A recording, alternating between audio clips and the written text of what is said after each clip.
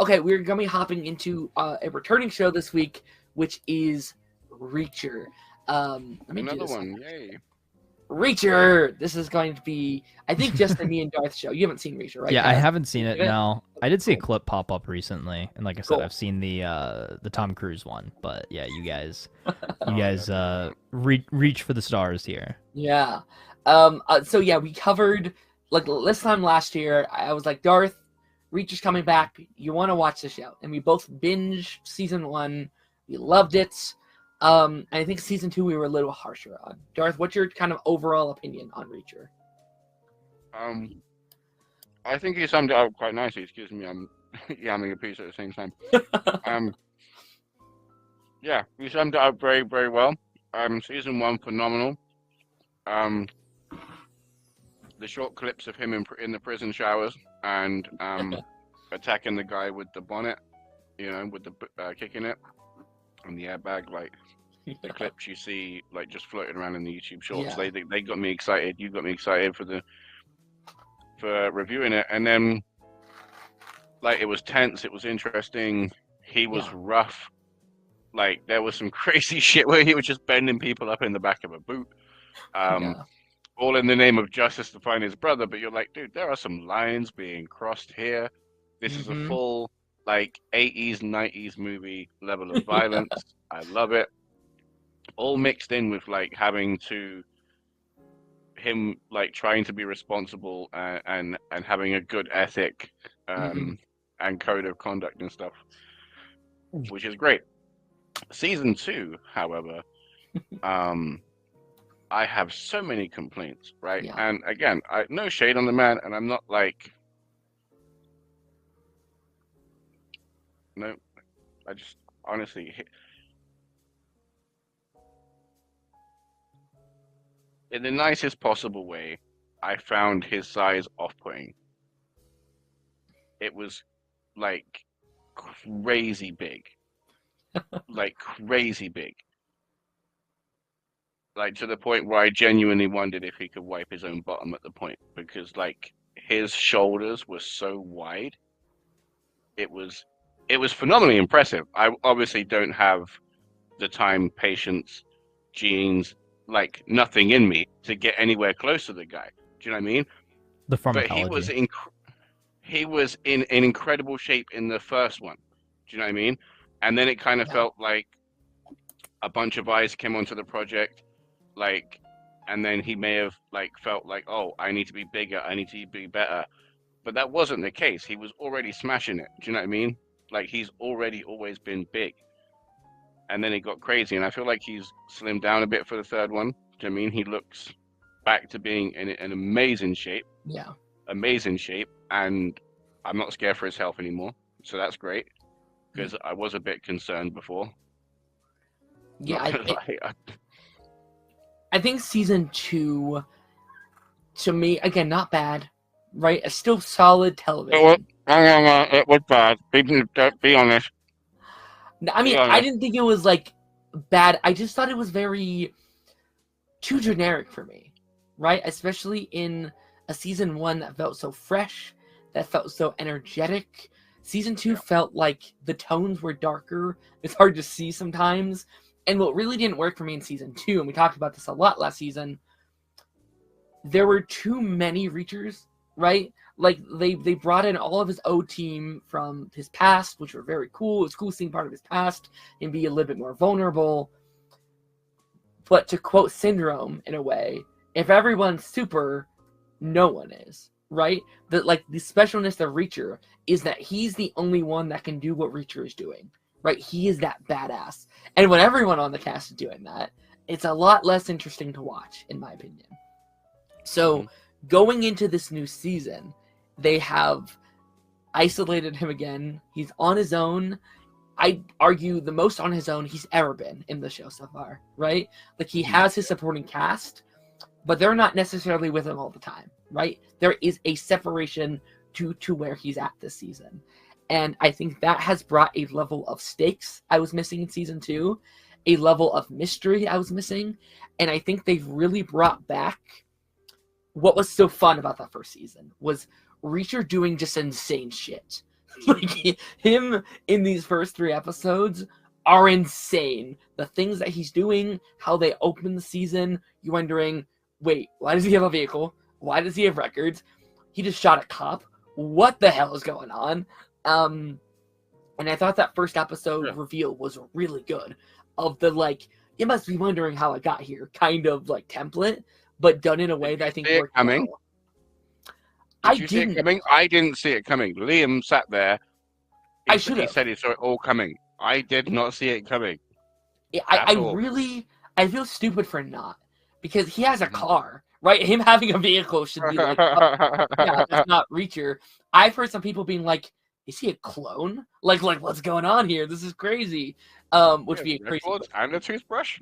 Yeah, but it is such a good twist because when it happens, it's like, oh, all right, yeah, he's undercover. Okay, he's playing a role, and then seeing the second half of the episode being like, here's how we got here. Here's how we unroll the mystery, and then being like, oh, that's the cop that was shot, and that's the thing that was here and here and here.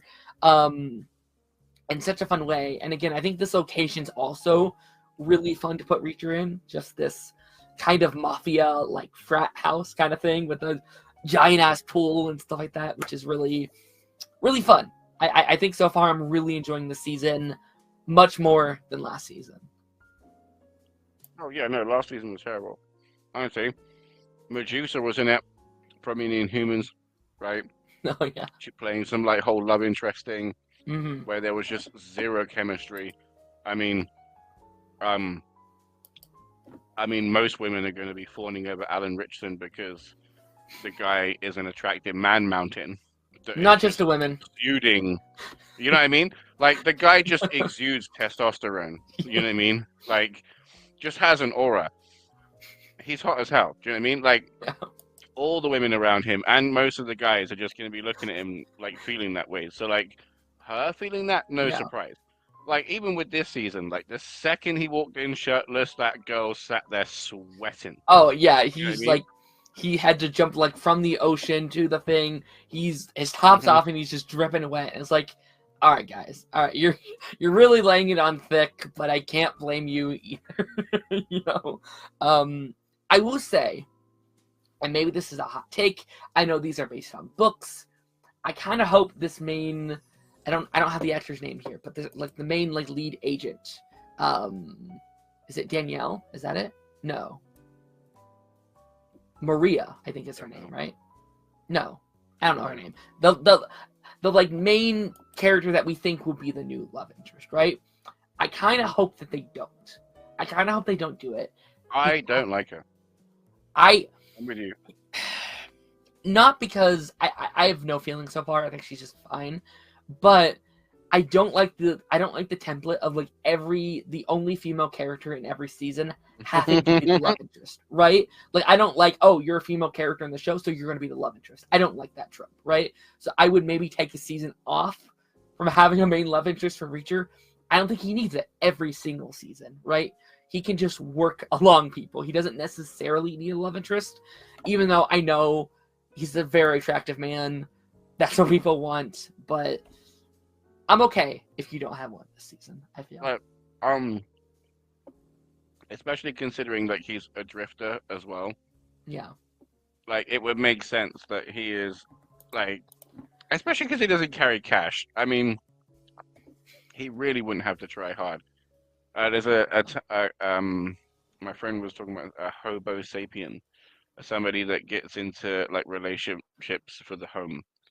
Do you know what I mean? Like, he could just turn up to a bar or a cafe, just sit there, give some lady the eyes, do you know what I mean? Got a place to stay for the night, moves on. Sure. Do you know what I mean? There's nothing to say that he isn't doing that all over the country. Sure. Yeah, and there's so many, like, again, I don't have the names down. I'll try and have them all written down next week, but I am really enjoying the relationship between Reacher and this kid, right? This kid that he's quote unquote saved, right? And their dynamic I think is really, really cool, right? Because this is a kid that has seemingly been pushed around. No one really treats him properly because he's like the son of the businessman in charge. All the people kind of treat him like shit. His father loves him, but I don't think knows how to show it. So I think their dynamic, someone who's very timid and shy, paired to Reacher, who's very upfront and honest all the time, has been a really fun dynamic that I'm curious how they explore once he finds out what Reacher's doing, right? Like, I'm curious to see kind of how that goes down. Okay, so I have a problem Okay. with the show. Now, I'm not saying I'm a philosopher in any way, but there have been several lives sacrificed in the pursuit of this one kidnapped victim. Yes, there has. Okay. At what point, like, do all of these crimes that they are amassing to Yes. to be written down on a ledger? How many lives are we talking before too much is too much? Yes. That's something I wanted to bring up because I was thinking, obviously it's very badass, it's very cool, but I was like, I feel like he's killing more than he normally would kill in a season, which I know he doesn't have like a strict like no kill rule, right? But also it's like he's killing a lot of people. He's on 4 kills this season so far, 3, 4, which are very cool. That scene in end of episode 2 when he hits his head against the ground and the blood just starts bleeding out, I was like, holy shit! Holy crap! This is crazy. It was so quick. Yeah, and then again, very cool scene. But the end of episode 3 when he has to kill these men but pretend that they're being shot at. So he like opens up the like oven and he throws the stuff in and he's running. Like that's so badass. But it's like, but you also just killed 2 people, man. I don't know how I feel about that. Right, the 2 people that when he was founding Angel Doll. Yeah. Mm. That was brutal. That was brutal. Like literally, these guys came to work, and all of a sudden were just fighting for their lives. Yeah. That's insane. That's crazy. I feel bad. I feel like since you brought up the kid, I feel bad. Because while it is quote unquote nice for the kid to connect with Reacher, it's all fake. Do you mean? Like it's all like this could just be the start of his villain arc. He's the villain for season 4. He just like gets his dad's empire and builds it up. Yeah. How do you feel about the villain being somebody that we haven't seen but has affected Reacher so? I was gonna bring that up too because I think that's interesting. He said this is the worst guy he's ever met, which is a high bar because we've seen some terrible people in this show, and he seems to have such an impact on him. And look, every season there seems to be some kind of connection to his past, which I think makes for good villains. But how long until it becomes predictable or becomes like too much? We're like, oh, every villain knows Reacher, you know? And you question his completion record at this point. Sure. Do you know what I mean? Like, because if everybody's coming back from your past, yet you're killing every low-life thug you come across, like, how are these guys getting away? Yeah. Yeah, I don't know. Okay, so I thought like when we were talking about this series season coming up, I was like, dude, season 1 phenomenal, season 2 bag of poo. So this is real 50-50, and I was like, you're gonna be able to tell instantly what side of the coin we're landing on, and this is already like the first 2 episodes. We got 3. Yeah. All of them were all better than season 2. All bangers. Yeah. Yeah, no, like I think the overall narrative just feels just more interesting than what they were doing last season. Yeah, you're just episode like just like minutes in, you're already more engaged than I think you were last season. I could see a world where this is my favorite. It's not there yet because I love how season 1 started so much. Like the vibes of season 1 are pretty unbeatable. The like small town superhero vibe that they had going on was so sick. But I think this is on par for me for season 1 for sure. Especially I forget, is it Healy the black cop? Yes. Because like I forget Neely. Neely. Is that what you're talking about? Yeah, the cool guy, because like the girl, like I'm 50-50 on, but loved him. Mm-hmm. Like that whole thing with his wedding ring. Yeah. And his anger and everything else, and like his arc that he went through. Awesome. So like, yeah, season 1 so far is still better. Oh, in season, yes, I know who you're talking about now. Yeah, yeah, he was fantastic, and those characters, like the whole cast, was so energetic. Mm-hmm. I will agree with you. I don't love the supporting characters as much this season so far. They're kind of just there. Like, Yes. what Susan? Like, I think she's fine, but I don't care yet. You know. I like the accent. I don't like the accent. Doesn't feel like it's hers. It feels like very cartoony, almost. Mm-hmm.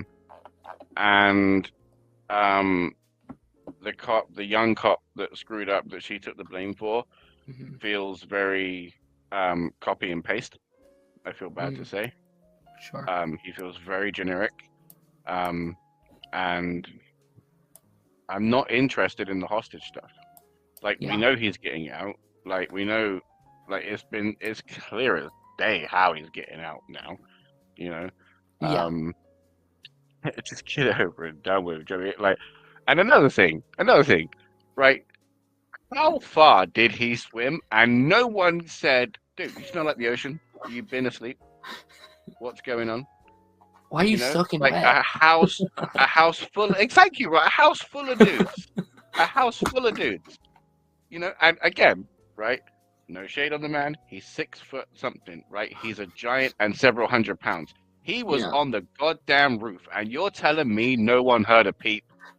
Yeah, he's just shimmering down. Jumping all over the place. How'd he get back up, too?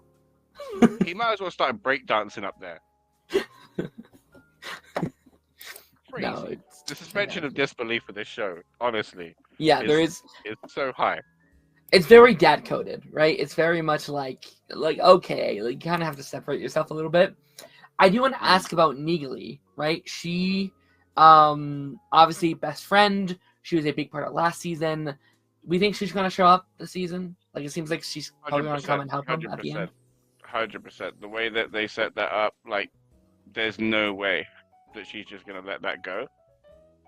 Especially like you said, like best friend and how much she cares, and she's the one that can do the tracking. Do you know what I mean? It would take him several weeks in a Greyhound bus to find her. It's gonna take her 20 minutes at a cup of coffee. Right. I do gotta be honest though. Since last season, they did announce she's getting a spinoff, that she's getting her own show. Oh. And as much as I enjoy her here, at this point in time, I don't know if that excites me. Like, I don't know if I like her that much to be like, oh, I can't wait to see her adventures. Not to say it'd be bad. I just, at this point in time in my mind, I'm not, like, super excited for that. But I am curious if anything this season kind of sets that up. Her, like, going off on her own or something. I genuinely couldn't care. Yeah. I genuinely, I feel so bad saying it. Yeah, again, no shade on the actress. Like, she's done a phenomenal job, but like, I'm already behind on shows that I'm actually interested in. I agree. Like, I don't have time to find out what Neely's up to week to week. Yeah. Like unfortunately, the fun of Reacher is that he's this like maniac of a man that can punch someone's head out in a second, right? Like that is like the fun of Reacher is that it's that it is Alan. If anyone else was in charge of the show, was like at the head, I don't know if I'd care, right? He carries it.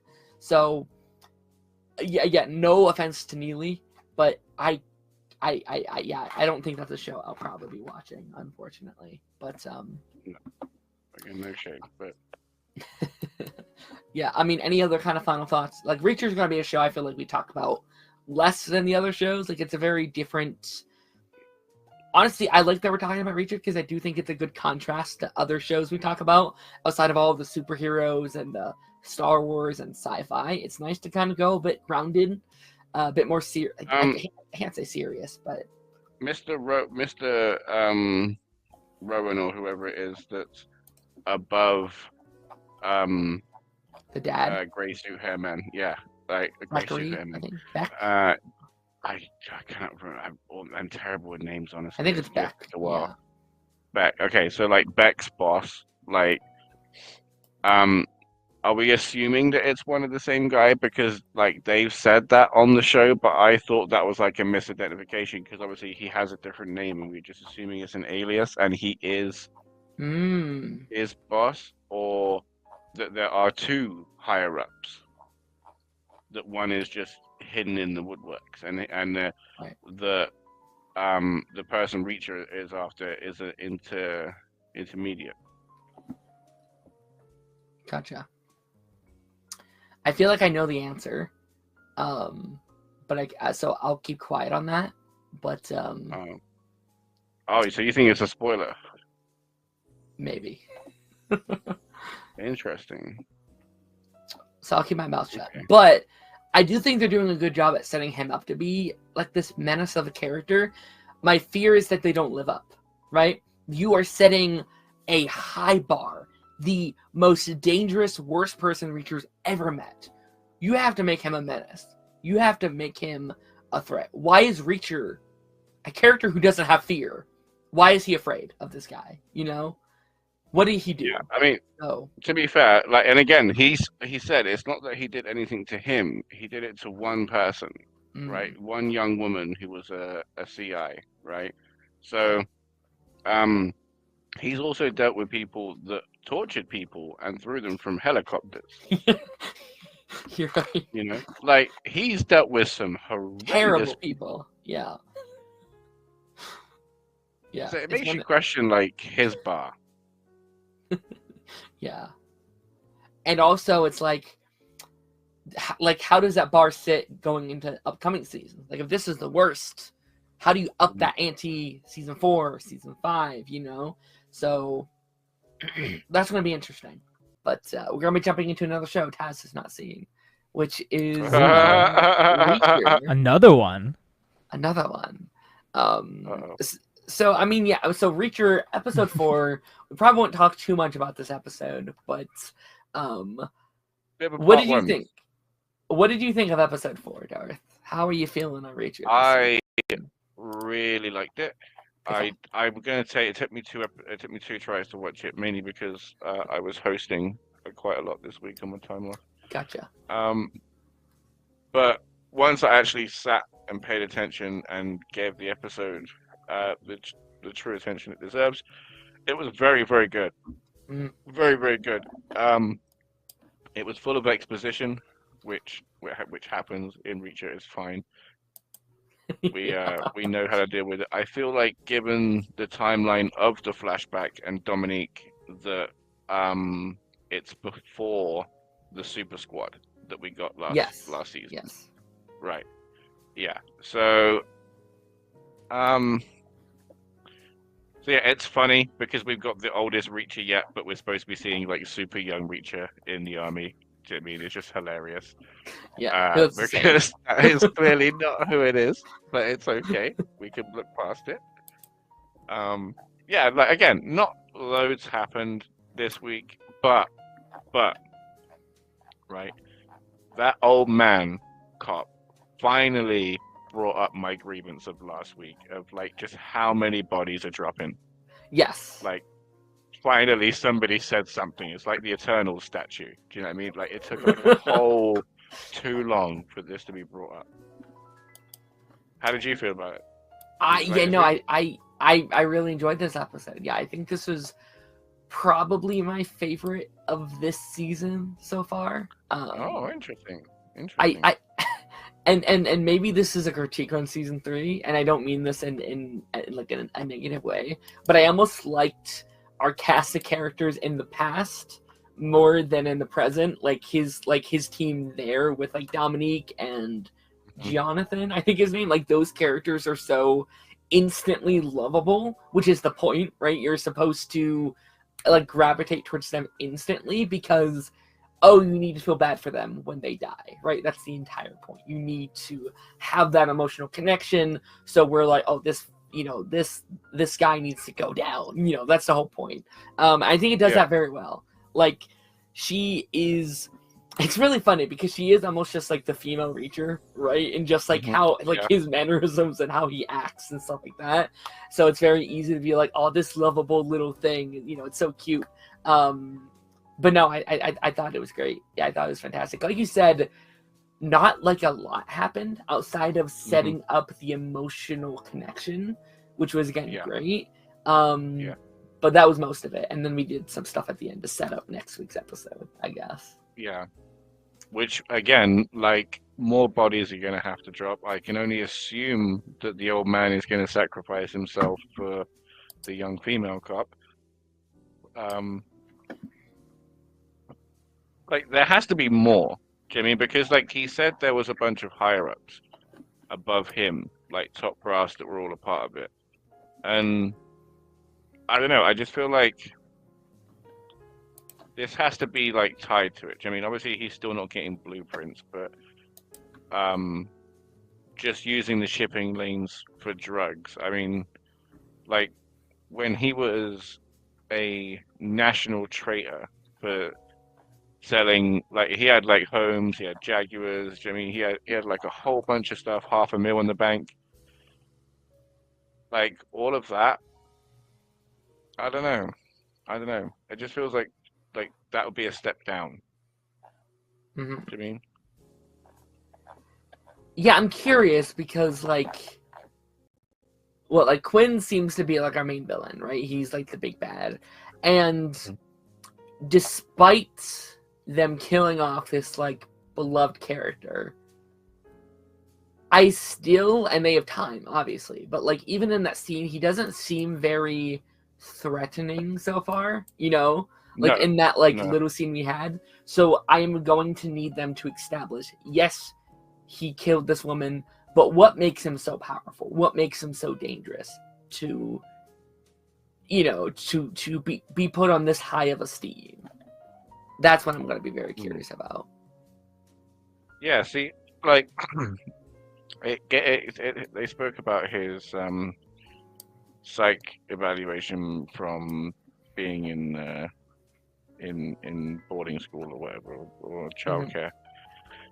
And then there was like the narcissistic personality and all of that. And again, that just seemed like why he's creative and why he's angry. But again, like you said, there was nothing threatening about him. There was nothing too charismatic. Yeah. So, like, especially with his like resting bitch face, like he looks angry all the time. Yeah. Right. So like he's really gonna have to like flash the pearly whites and put on like the whole big old smile and charm people to even get that far. Do you mean? Because a quick pop on the head and he was gone. Like it's his ruthlessness, kidnapping the daughter, taking the ear, showing that he has no compassion or empathy or even care that his actions are wrong, or maybe even a process in some of them that they are wrong. Just thinks that he's right the whole time. I don't know. Like I said, there has to be something else. Because where do they go, Jimmy? After this season, what do you do with him? If there's nothing that you find out from this, like, it does go higher, and I have to use my skills, which are highly valued in both civilian and military life, on the military, which, like, trained me and made me who I am, then it's just going to be them throwing up like, hey, did you know this person was in Reacher's life? They're back. Look at them go. Yeah. Yeah, like this is something we kind of talked about this week, where it's like the gimmick of someone from Reacher's past will get old eventually. Like we've now done that 3 seasons in a row where we have either used someone from his past or someone has done something, like dug something up from his past to use it against him. I do want next season to be like someone new for Reacher. Someone that he's never interacted before, and he has to be like, well, all right, like who's this freaking guy? So would you have it then like completely fresh, and be a whole new action against him, or would you say like say for example I said a minute ago, and then have it come off as a consequence of this? So like, to find out it goes deeper, for example. Like, which would you prefer? I'll be curious because, like, from my understanding, like these are based on the books, right? And from my understanding, each book is kind of meant to be almost their own thing. It's like you can almost pick up any Reacher book and just read that Reacher book. Very much like a James Bond kind of thing, where it's like, oh, this is this James Bond, that kind of stuff, like very Doctor Who. But I mean, I'd be into that. It could, yeah, it could. Like, because even James Bond ended up doing like sequels, didn't they? Like, I'm pretty sure the last 3 were tied together somehow. Sure. I mean, maybe. I mean, it's not like we haven't referenced the past couple seasons this season. Like, Neely's still involved and stuff like that. So, anything's possible. I'd be curious. Again, curious to see what the longevity of a show like this is. Because it could go on for a long time. But you do have to keep it creatively fun and fresh and original. How do you feel that this season, especially, there doesn't seem to be any people that are just great guys, other than like the older chap, maybe the younger chap, but he's just out here trying to prove himself. Like there's nobody that you're like, they are like 100% on the side of good. You know what I mean? Because like if we were talking like comic, I know we're talking about comic books or whatever, but like we're talking about like Superman or something like that, he wouldn't be taking the guy that's just hurt. Like say for example, someone's just crippled, Jimmy Olsen. You know what I mean? He's not taking him then to the back of a radiation plant and then just lasering in the back, and you know what I mean, and then just chucking him into the river. You know what I mean? He's gonna take him in, follow the procedure. So like Reacher is the hero, but at this point he's becoming like a vigilante. He is, yeah. Like I kind of had that feeling this week where it's like, how many bodies can he drop before he's no longer like a morally good person? And I get, like, I don't have a problem with that. Beck killed, or Beck, no, not Beck, Quinn killed his partner, kill him, whatever. I don't have a problem with that. But we're still portraying him as this like morally good guy, and it's like he just tried to shoot somebody and push him down a cliff. Like that is not, what I think of when it comes to like a morally sound person. So that's definitely interesting. I think his death number has gone like double than what it was like last season, which is interesting. And like they even like address that, being like, yeah, your death number is getting up there. Like you have to like chill out. You can't just kill every person that's against us. So maybe that's a plot point for later in the season. Maybe it's not. Maybe, I don't know. We'll see. Yeah, because like he said, like he does stuff strategically to make sure that he's not charged or implicated in it. Do you know what I mean? Like Sure. like using his own gun against him, which is why he's in this goddamn mess in the first place. So again, if he followed procedure, had him arrested, right? It might have been like a Lord of War situation where somebody knocked on the door in 30 minutes and said, okay, this man needs to be released. It might not have. Or if he stuck to his conviction of why he was killing him in the first place and shot him with his own gun and then followed procedure and went to jail for not that many years, Do you know what I mean? Like it's a military jail. Do you know what I mean? So it's going to be different, a little bit harsher, but less sentencing, I think. Do you know what I mean? Sure. Because he's needed for service. Do you know what I mean? Like whether he'll still be able to serve, I don't know. But that's neither here nor there. But the point is because he's gone against everything that he believes in, and the code that he's supposed to follow. Yeah. He's just constantly having just things just come at snowballing, really. Yeah. I mean, because now you've got other people making really bad decisions, i.e., the cop lady threatening a poor young woman just tried to Yeah. goddamn exist Yeah. and has now most likely gotten her killed. Yeah. Yeah, and like we're also with like like he's undercover this season, which I'm really enjoying that like motif. And we have Zachary Beck, like the man he's working for. I am wondering if we're going to try and like redeem him, right? Because it seems like he's not really that bad, but just pressured to do these bad things by, what's his name? Quinn, right? Yeah, it's just being forced to do all this stuff by Quinn. So I wonder, because like every time he's with Reacher, he seems like a chill dude, and it's almost like he's not that much worse than Reacher at the moment, who's just like taking people out and stuff like that. So I wonder if we're gonna try, like, we end the season not sending them to prison, but getting them away from this evil mastermind and stuff like that, which could be kind of fun. Okay, well, this is the thing.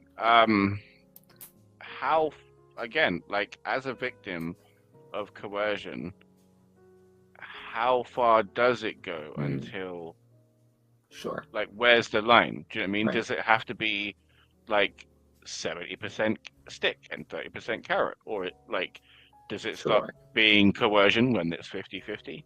Do you know what I mean? Or you've been doing it for so long that they're like, okay, well, he knows the deal now, so we can give him 60-40, but he knows when that 40 is coming, it's turning into a whole 100%, so he's not fucking with the 40. Right. Do you know what I mean?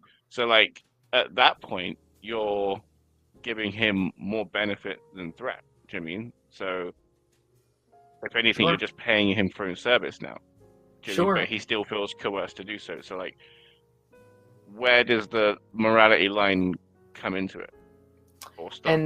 And why are you falling into submission? Is it really for the safety of your son? Is that really all of it? Or is it also because of your money? You're afraid of losing your money and what you've worked for. And if that's the case, I think that's a harder sell to be like, he's a good guy. It's like, well, he was just afraid to lose his cash, Like, I'll be curious. Because, yes, we know he son got kidnapped and stuff, but... That's the other question, right? So, he's obviously got rich from his rug business and a criminal enterprise, right? So, would you say then, like, you would be happy if they said, right, you have to give up everything, your mansion, your business, everything, but you get no jail time, but you're going to live in Motel 6, right? Or would you say, like, unequivocally he has to go to jail, or like where would you land on him? I'd be open to that. Like, I think that could be a fun little arc for him, because he said that he hasn't been like happy in 15 years since his wife died, and like if it's like a little arc for him of realizing like, oh, I'm not happy because I haven't spent time with my son in years, right? His son keeps going on about my dad doesn't care about me, like whatever, and like as cliche as it is, Reacher sometimes is very cliche with his like messaging.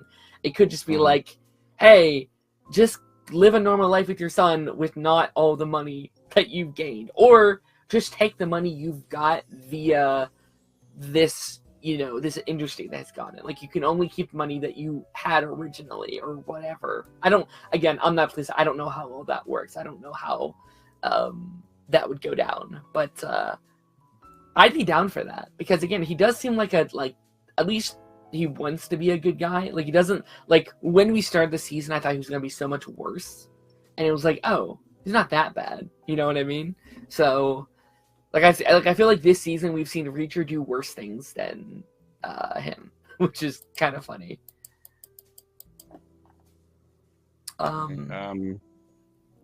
Yeah, mine's my one and only. Yeah, I mean, again, this was a very straightforward episode. I don't have much else to say. It was fun, some good jokes. It felt like, I think the first half felt very Reacher season 1 to me, like small town, more intimate, more character driven stuff. Yeah. Fun. Yeah. Oh my God. The second I saw that newbie earlier, like I was like, why is he hanging around in the office? Why is he there? Like I was thinking, he was going to be a spy or something, but no, it's just that he was the red shirt of the week. Um, and it was also nice to see Reacher with his boss, with the person that like where he got some of his rules from. I think we might have seen him before. Yeah. In season 2.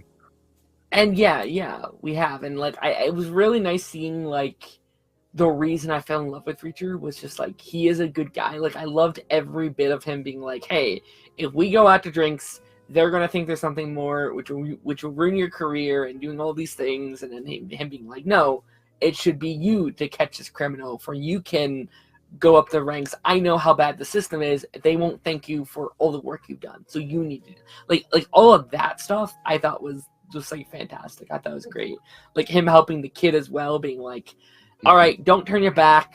Get her flowers, not roses. Don't take her out dancing. Like that stuff was really cute as well. I know. I'm so annoyed though, like how he passed, like because obviously, yeah, he went to protect her, and then if he just trusted her, she might not have like perished. Do you know what I mean? If those two went, like, if he didn't have that like hero complex, and he went in as, yo, we're 2 soldiers going in to get another soldier, we outnumber him. We just have to be careful when we got this. Do you know what I mean?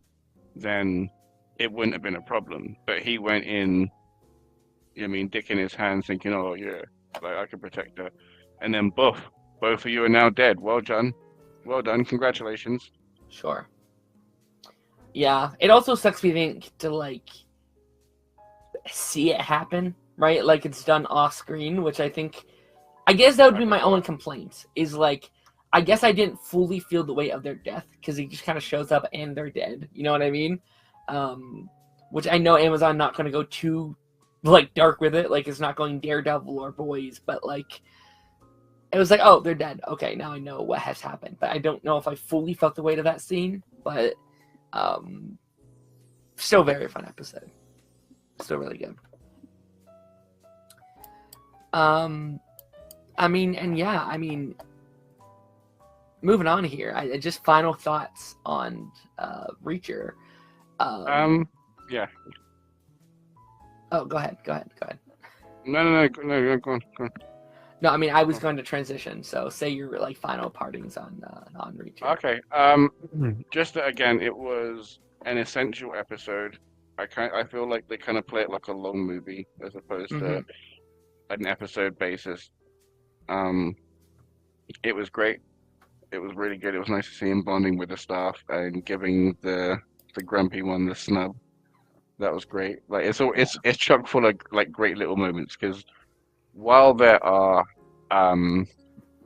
logical leaps that one must make, like the fact that no one could smell the ocean on him last week, like whatsoever, drove me goddamn crazy. But here we are, you know. Sure.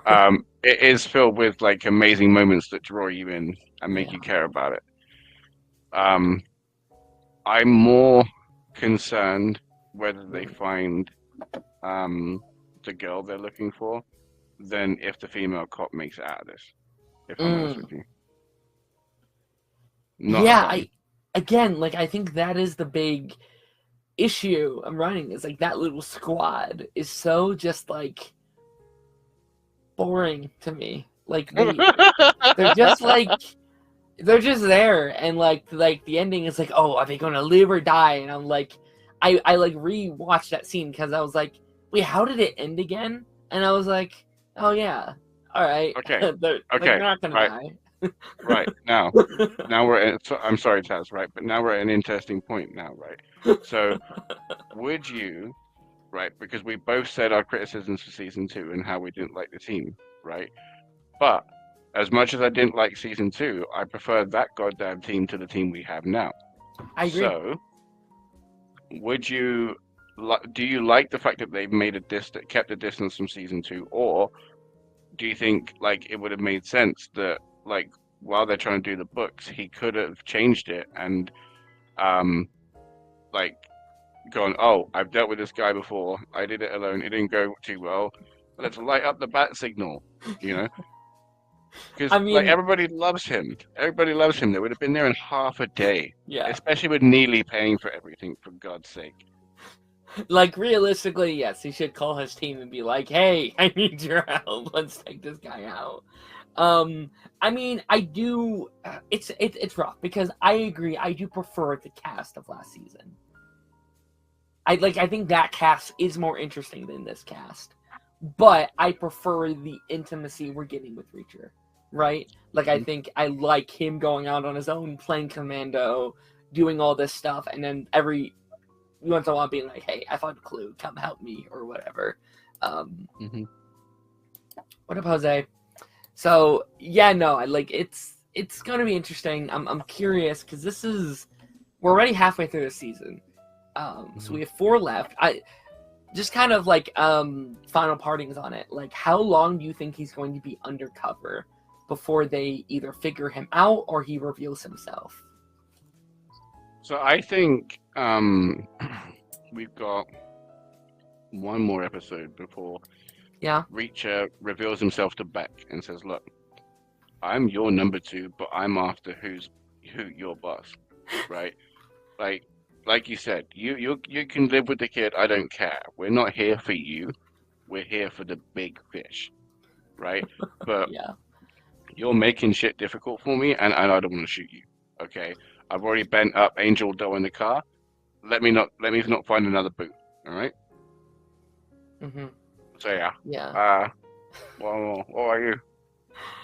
Yeah, I think I agree. I think end of episode 2, either he finds out or he tells them, and then you'll have the final 3 of like unweaving that trap in whatever direction it will go. So, do you think, like, what are the chances of like revelations on high, or do you think that Quinn is going to be the be-all and end-all? I have a feeling Quinn will probably be the top dog, to be honest. Okay. But we'll see. I mean, again, like, I have no problem. Like, I think your pitch is really good of being like, okay, this is a larger mystery that we carry over to next season. Because you're right, there's only 4 hours left. There is a lot of story potential to continue, at least, maybe not all these characters, but at least that organization that they're fighting. Like, I think that's a really good idea. Or even a couple seasons, like, down the line, if I know, oh, he wasn't the top dog, it's goes higher or whatever. Could be cool, but see, the thing is as well is, sorry, again, I know we're trying to like move on. You're good. But like, as much as Quinn / McCabe is careful, right? It only took 2 people's efforts to unravel his whole operation the first go round. Do you know what I mean? I understand that there are more people now, but like he has a whole FBI thing on him now. Do you know what I mean? So there's like a whole bunch more resources, a whole bunch of people doing this, that, and the other. So it should have been even more easy. Do you know what I mean? Like, it's back to what we said earlier when we don't feel the threat of him, but also like how intricate all of this is doesn't make much sense either. Yeah. Which is why I'm waiting for something else. Do you know what I mean? Because if it's just him, it doesn't make any sense. Sure. Yeah, like they have to show, honestly, maybe not a whole episode, but maybe half an episode of seeing things from his perspective, right? Seeing from where he dropped in the water, how he got back into it, how he rose back into the ranks. Or we might have a season 2-in-1 situation, whereas as much as I love season 1, and I thought season 2 was okay, I think the show's always had a villain problem, where I can't be like, yes, this iconic villain from season 1. It's like, don't remember that. I just remember the cool things Reacher was doing and you know, his supporting cast and stuff like that. So, like, I'm waiting for Reacher to be like, oh, this really, really well done villain. And I haven't seen that from them yet. So that'll be interesting. But yeah, I mean, I think as we kind of transition into our next show here, I think my pardoning thoughts on this episode is that Dominique was indeed not.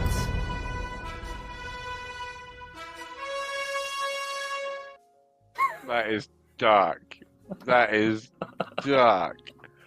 That is dark. Oh my god, that poor woman was strung up and Yeah. tortured. Like she was certainly not. So we can actually get through this quite quickly, right? Yes, I agree. So Elliot, oh my god, what a fucking idiot. Okay, how many times have you got told no, the man can't have a fag? Now you're lying on the floor all headbutt and beaten. You're a dickhead, right? 2, how the fuck they were slicing and dicing pillowcases and full-on pillows, but missed a police badge in a pillowcase. Yep. Is beyond me. But they found like a small little phone, right? Also, is there no government like communication between any agencies, right?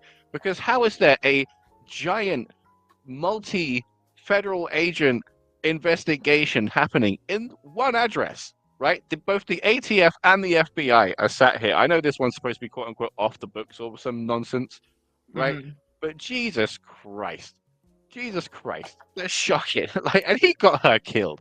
He got her fucking killed. All because he was trying to save his own ass. Fucking idiot. Yeah, I that death scene in this episode, man, really. I won't say it frustrated me, but I think did kind of point out my issues with this season. And again, loving this season so much more than last. I think it's been really fun. But when he died, and I feel bad saying it, I didn't give a damn. I was like, oh, all right. Oh, he's dead, I guess. You know, like, and in the most like obvious way possible, where it's like, well, yeah, they've been like teasing that for like almost 2 episodes now. Like he just, I know they telegraphed all of it, didn't they? Yeah. Also, I have to say, right? Thank God somebody said it to that woman that like when she uses this accent, just talks out of like the smallest mouth. Like it gets tighter and tighter when she goes in the accent. It's crazy. Thank God Reacher said, or somebody said to her, Teresa is dead. She ain't here no more. She is gone. You have to accept it. Because if I was going to listen to one more We Gotta Save Teresa goddamn speech, I was going to lose it. And what's crazy is you're right, is I'm still enjoying this more than season 2. Yeah. Which says a lot. It doesn't help that we don't know who Teresa is. Like, they keep being like, oh, we must save her. She has to be important. I don't know who this woman is. I have no idea. Like, you know, like, if you want me to care about this character's death, make me care about her. Show me some flashbacks. Do, like, what? I don't know. Do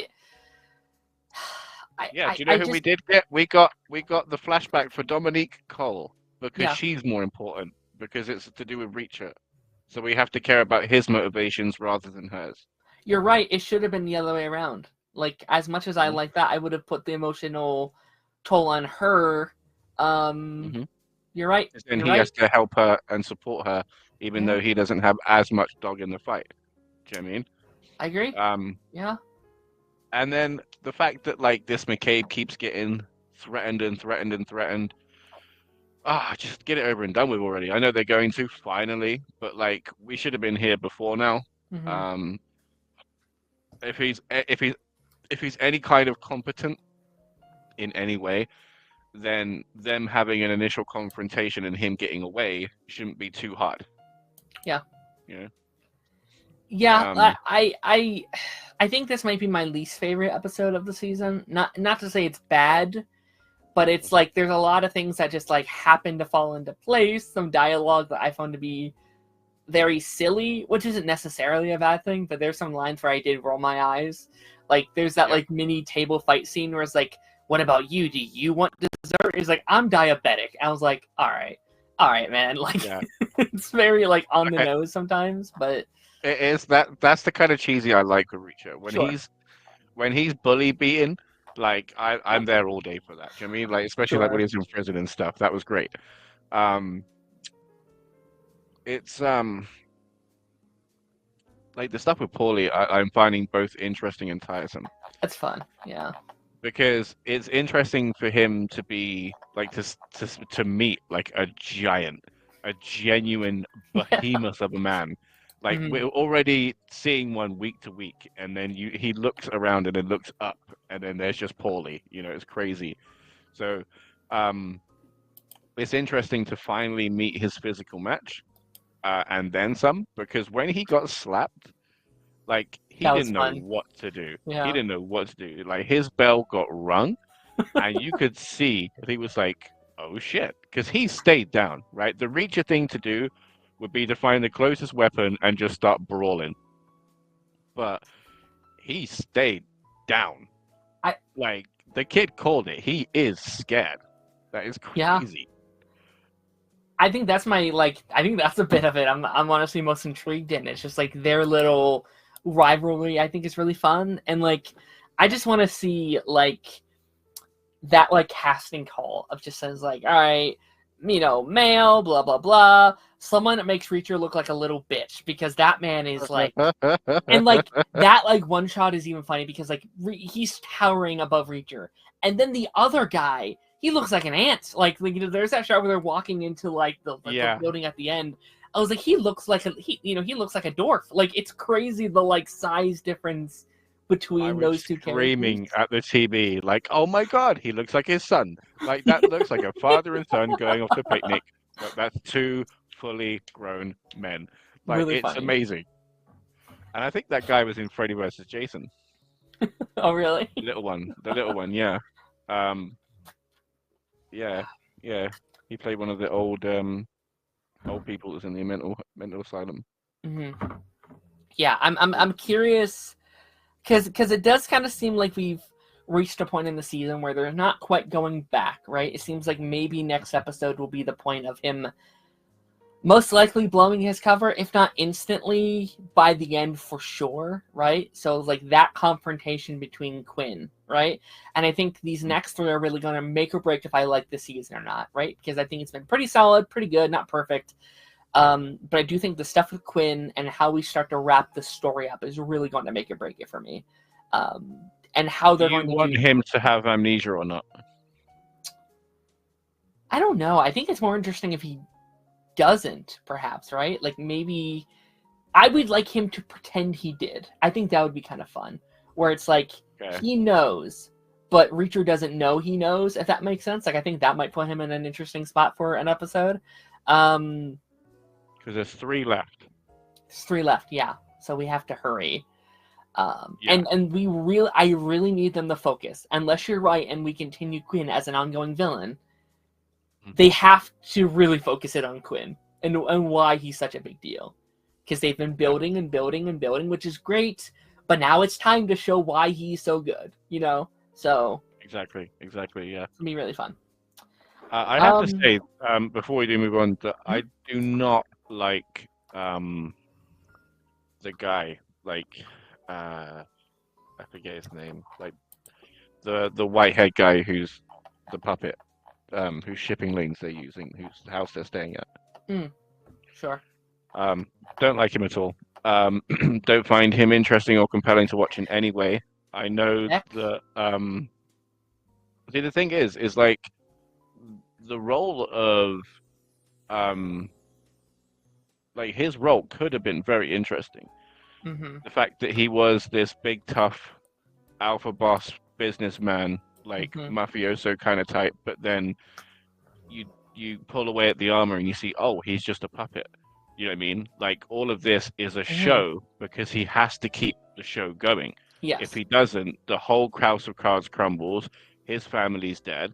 Do you know what I mean? So and then you could show like the fact that he struggles and has to kind of like psych himself up for stuff or like really get into character, but like there's no exploration of him whatsoever, and he's just dull.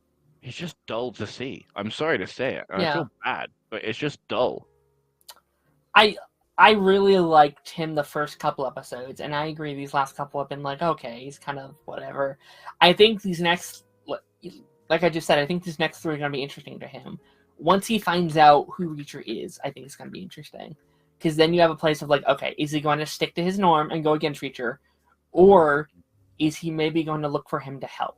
Like, are we eventually going to have him at a place of like, listen, I can't keep doing this. Like, he's under my thumb, and this is why I've done A, B, and C, and then maybe maybe seeing that redemption a little bit, because I think redemption is the only interesting thing you can do with that character. If they double down with him, don't know if I'll care so much. So I think I agree on that front.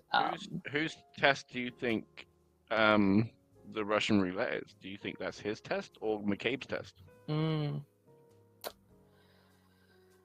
I don't know, maybe a bit of both, right? Like we don't know how much control he has. Is it just like, hey, I need you to do this, and then you run how we get there? Or is it, I'm running everything, you're just a figurehead kind of thing? Yeah.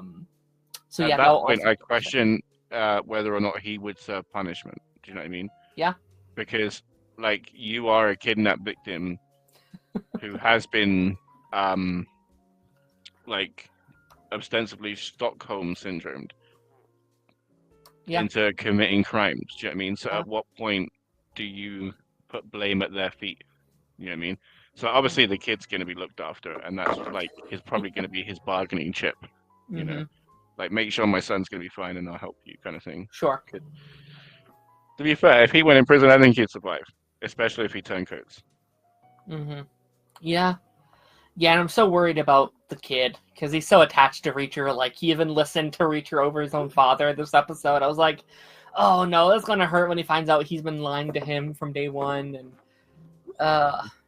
yeah, no, but no, fun episode. I'm excited to see how these next couple turn out and kind of where we go from this point onward. Yes. Talk about. Let's jump into our normal kind of first one, which would be Reacher, which is our me and Darth's little show that we talk about for a little bit. This is episode 6 of Reacher, Darth, and might be one of my favorite of the season potentially. Like, I feel like this felt like an episode that was like kind of throws you out the window, right? Like, this was kind of the episode I feel like we were kind of waiting for all season, in terms of like the plot just twisting and be like, okay, this thing that we were waiting for to happen has finally happened. How do the characters recover? So what was your thoughts on this episode of Reacher? This is like, I have a few issues with this, right? Okay, yeah. Now, I'm hoping that this Quinn / McCabe is playing the long game, right? And he's a true psychopath, right? Because the whole like retrograde, like amnesia thing feels a bit too Days of Our Lives / very, you know, and it's like it's too contrived for what should be for Reacher plot anyway. Yeah. Do you know what I mean? The whole scene in the kitchen, that was crazy. That was tense. Do you know what I mean? I'm so angry at the FBI agent, like with the whole kissing him and going, "Hey now, hey, you back it up now, hey." I said no kissing. Mwah, mwah, mwah. Hey, back it up now. Stop it. You know, like, don't even get me started on that. I guess be here all day, right? And then I'm so annoyed that Teresa might be alive. Is it bad that I hope Teresa might die just for the shit that I've heard about her all season? Right? Teresa, we gotta do this for Teresa. Like, the amount of shit that's been done in this poor girl's name that you bullied into being kidnapped and possibly, like, trafficked, you know? Like, you're a horrendous person, you know? And which brings me to another point. Okay. Another issue I have, right, is, this episode, I saw the darkest shit I've seen on this show. When Neely was sat there after her encounter, right? And this guy's bleeding out in the office space in the kitchen, and she sat there getting cereal, right? And then literally, like, is kicking it and going, "Move!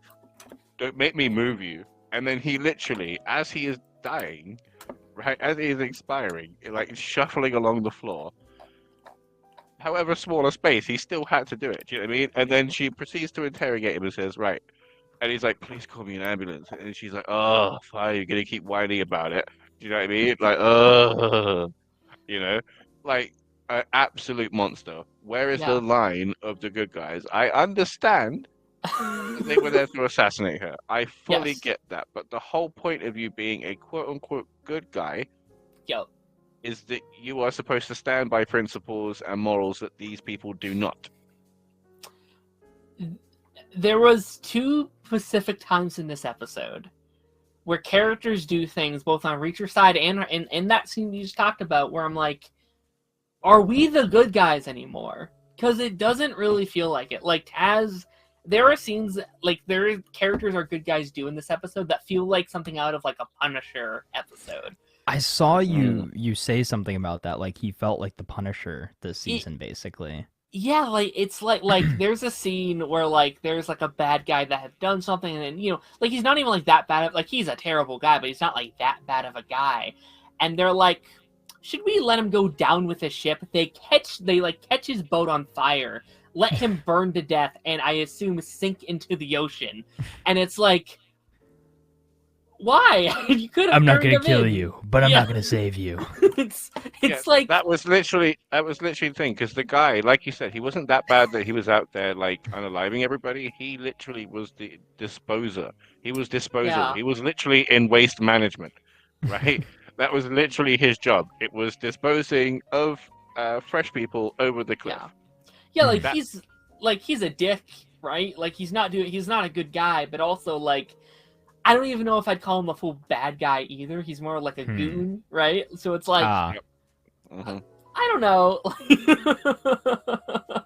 But do unscrupulous morals mean that you should have your foot like stuck to the deck of the boat? You know what I mean? And then be exploded, and then have you, as you said, have your remains just scattered amongst the lake. You know what I mean? You mean be Rex-ploded? Sorry. Yeah. It like last season we talked a lot about like, oh, like this man's just Batman, and this season's like, no, he kills way too many people to be Batman. He's no. Unless you're talking about Ben Affleck's Batman. The Batman I don't.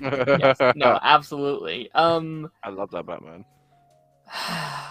Yeah, no, like I think that's just a problem I've had all season, and now I almost want to rewatch season 1 and 2. Is like, had they always killed people to this level, this gruesomely, or is this a thing that he has developed over the course of the season? Yes and no, right? Because like he was killing people trying to find out about his brother, but I don't know. I don't know. It just felt like there was less of it, plus more attempt to conceal everything.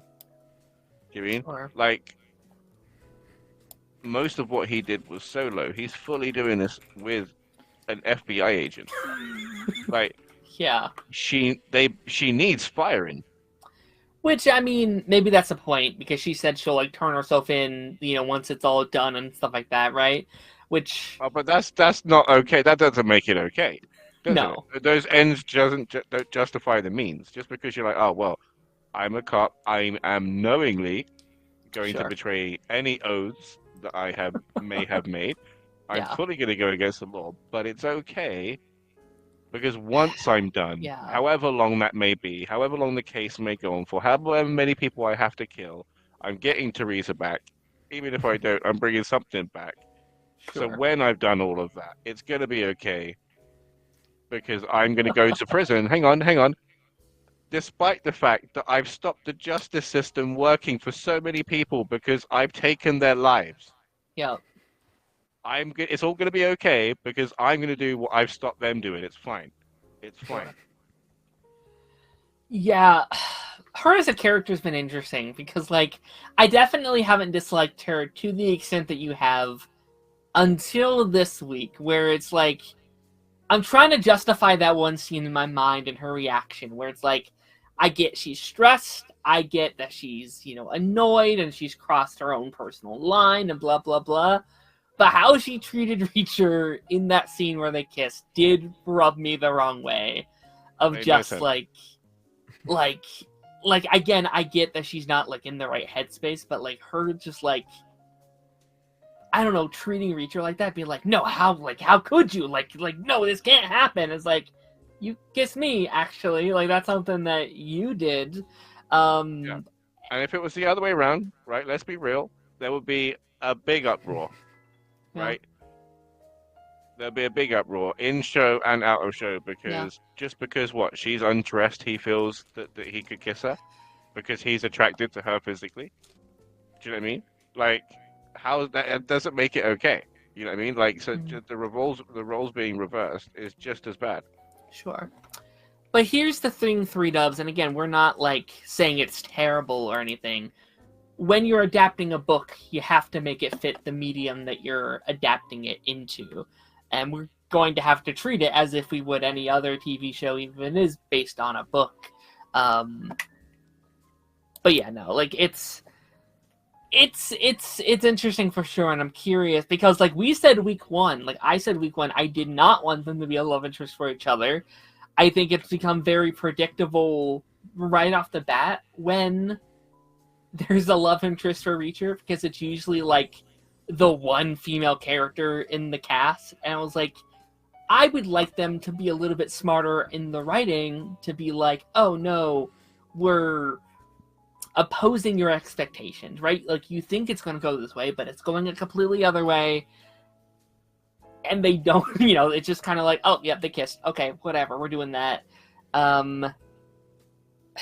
Where do you think that's going? Do you think we're going to circle back around to that tension that those two have? Absolutely. Honestly, they're going to be banging in Langley or something. Yeah.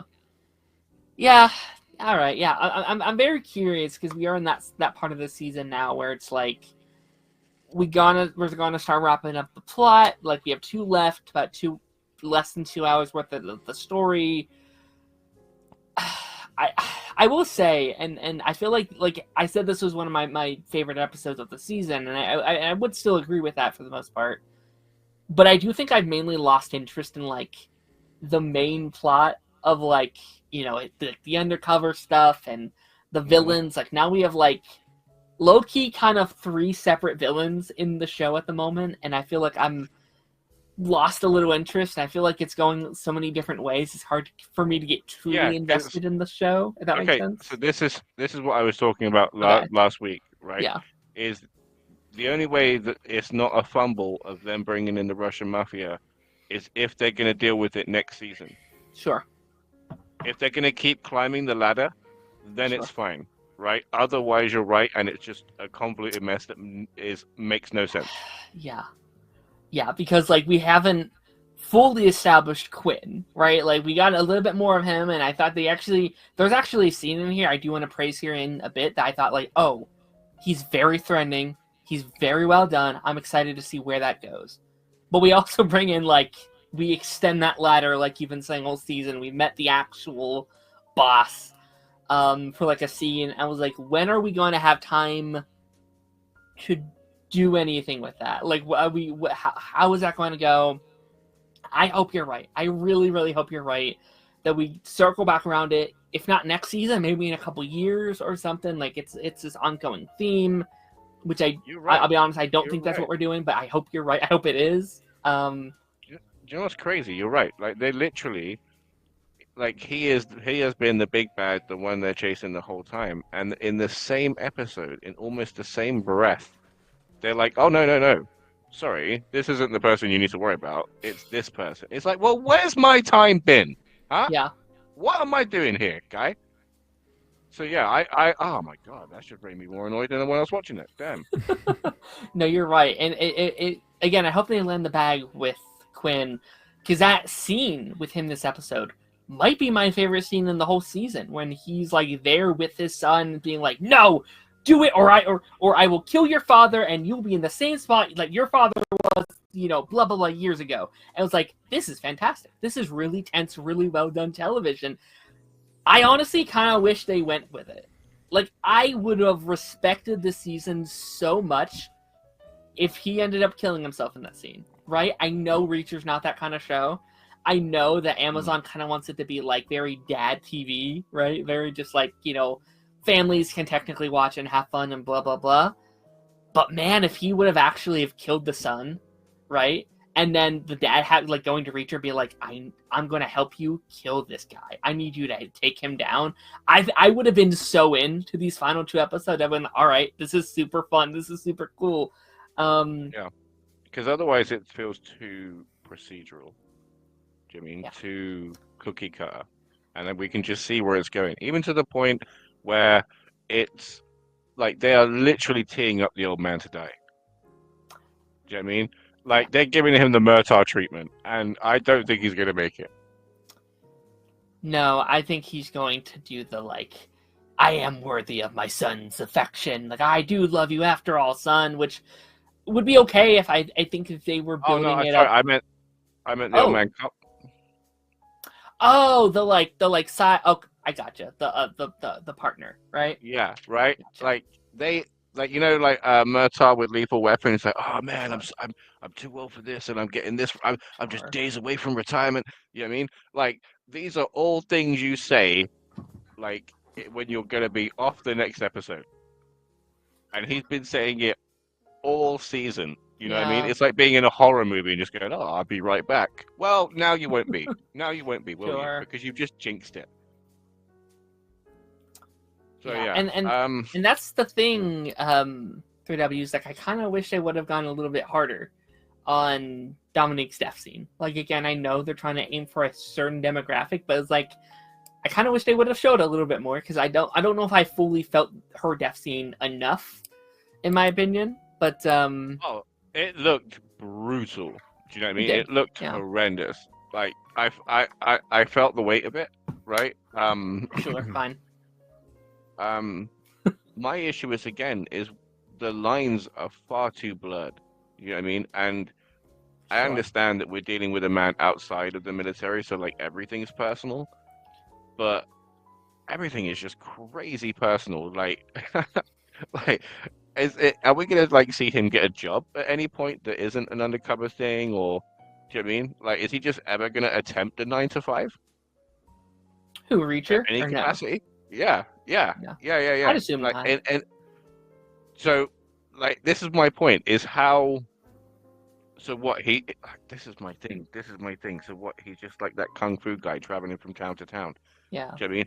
It don't work that way. Just because you're a big, like, muscular man, do you know what I mean? You can't just sheriff everything by swinging your big meat everywhere. Like life don't work that way. If you want to do that, like, go back into like law enforcement of some capacity. Do you know what I mean? Be a policeman. Go and be a military man again. Do you know what I mean? You can't just go, right, well, I've done my time in the military, so now I'm just going to kill to my own whim. You know, I'm not going to obey any laws because I feel like I'm above them. And any time that any consequence might be coming my way, I'm just going to say, well, I saved the day. It's fine. Yeah, I think you have a point, because it's like, we watch a lot of shows where, like, there are morally corrupt people, or like characters outside of the like morality line, but at least we know where they stand, right? Where Reacher, he crosses the line but gets to stay in the morality circle of his peers, of like, you're a great guy, Reacher, you're noble and brave, and like you are a good man. Where I don't know if he fully is at this point. Like, yes, he means well. Yes, he's doing technically good things, but you're right, there aren't any consequences for his actions. Which, again, is like part of the fun of the show, is that, like, yeah, he's this big, strong, like, swinging superhero vigilante character that just kind of does what he wants. Like, that's the fun of the character. But you're right, like, there is like a line of like, should he be doing this? Probably not. I don't. It's just like he's doing. This is what I mean. Like, he's basically what Elon Musk is at the moment. Like, he is an unappointed government official. Do you know what I mean? Just rocking around, deciding what's good, but with supreme violence, and it's crazy. I honestly, that's probably the worst thing anyone's ever said about Reacher, is comparing it to Elon Musk. But I get you. I get where you're going. I I really do. I feel bad. Like, I felt myself this episode kind of thinking and being like, am I expecting too much from Reacher? Because I think this is a very fun show. I think it's like, very fun, turn your brain off television. But I feel like maybe like my expectations are like here. And maybe the quality is like here. You know what I mean? Where it's like good TV, good stuff, whatever. But I feel like I keep remembering season 1 with too much nostalgia. Then are we going to have to rewatch it? Because are we giving this show too much credit? Maybe, I don't know. Like, again, like, I think it can be really great, but I feel like maybe it is just like turn your brain off TV most of the time. But yeah, season 1 was just so much fun. Maybe we are. I don't know.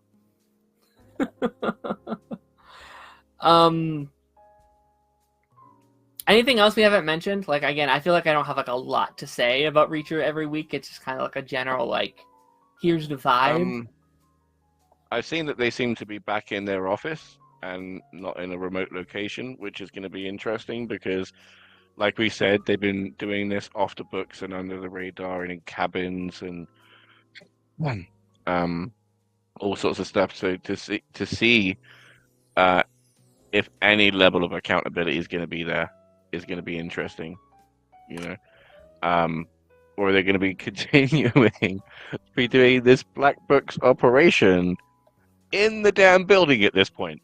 Yeah. Do you know what I mean? Like, how rogue can you get? Like, I understand that, like, there's things like called anti-heroes and stuff, but that's not what Reach is supposed to be. Yeah. And that's the kind of territory that we're going to be getting into. I agree. Yeah. No, like, I would fully classify every character right now as an anti-hero. Like, Neely's stuff, again, like, you were talking about it, but, like, I gasped when she's like, you'll be dead in 1 minute. I was like, holy shit, this is like almost like serial killer kind of stuff. Like, it's crazy to me. I'm curious how she enters the story. Like, obviously it seems like she's going to be heading his way. I wonder if we get her in the last 2 episodes, like by Reacher's side as they go through this mystery. Definitely by the final episode, I would. Do you want her to be? I don't know if I want her to be there. You know what I mean? I don't feel like she's needed. If they have, like, he basically has the full weight of the FBI the second they call for backup. She's not really needed.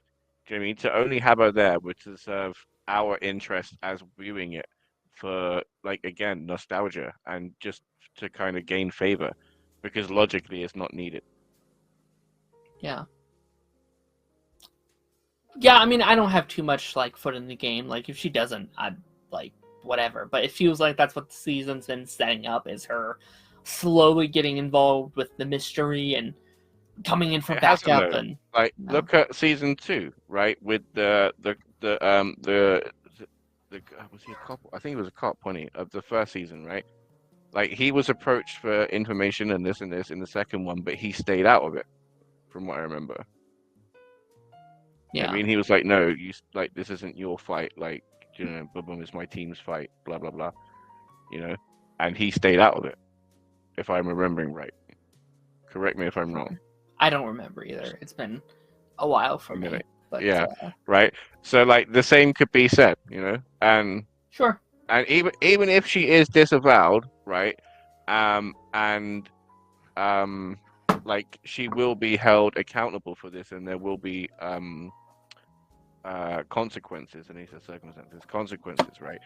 That's not to say that she won't be getting backup, because, like, unlawful actions are still taking place, so the police will still need to be there. If there's like a gunfight going down, they're not going to go, well, she was one of us, but they're not now, so she's on her own, Right. The police still need to turn up. So, like,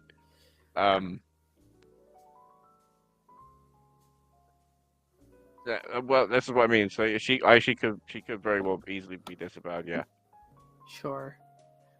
What did you think of and I don't have the characters memorized yet, but the son finding out about Reacher's operation and what's been going on? Like, I thought that was kind of a nice scene between them, of like, well, like, unless you kill me, you're not gonna know if I'm gonna snitch on you. Like I kind of thought that was a nice scene. Yeah. Although I did think it was kind of stupid they brought him along, and he just shows up there like, whoopsies. I was like, you should have seen that coming, but all right. Yeah, like at least say something. I'm bringing the kid, like anything. Yeah. This is again, thank you, 3Dub. Like it is incredibly predictable. I like the scene with the kid, like you said, like when he's standing up for himself. It was incredibly overcast by the moment that happened later on with the gun. Yeah.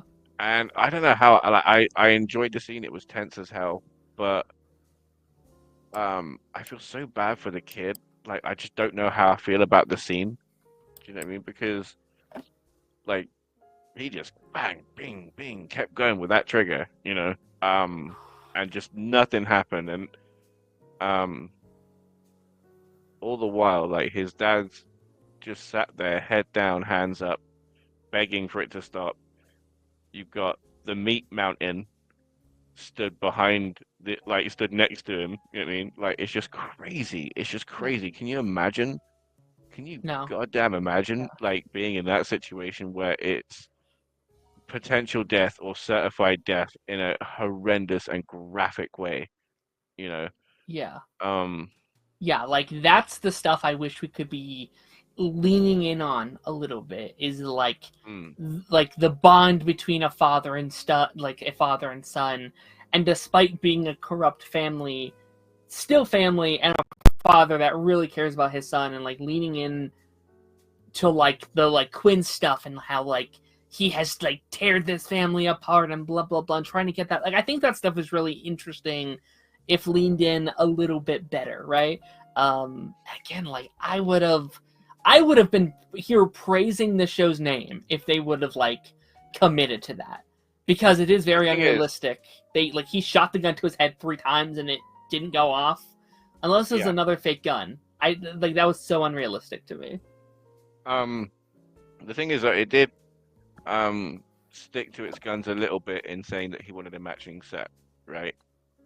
I will say that in the fact that his father was a gun runner before, and with everything that's been happening now, like there's no way out for his dad. Do you know what I mean? Yes. Like I think he's fully gonna sacrifice himself for his son. Agreed.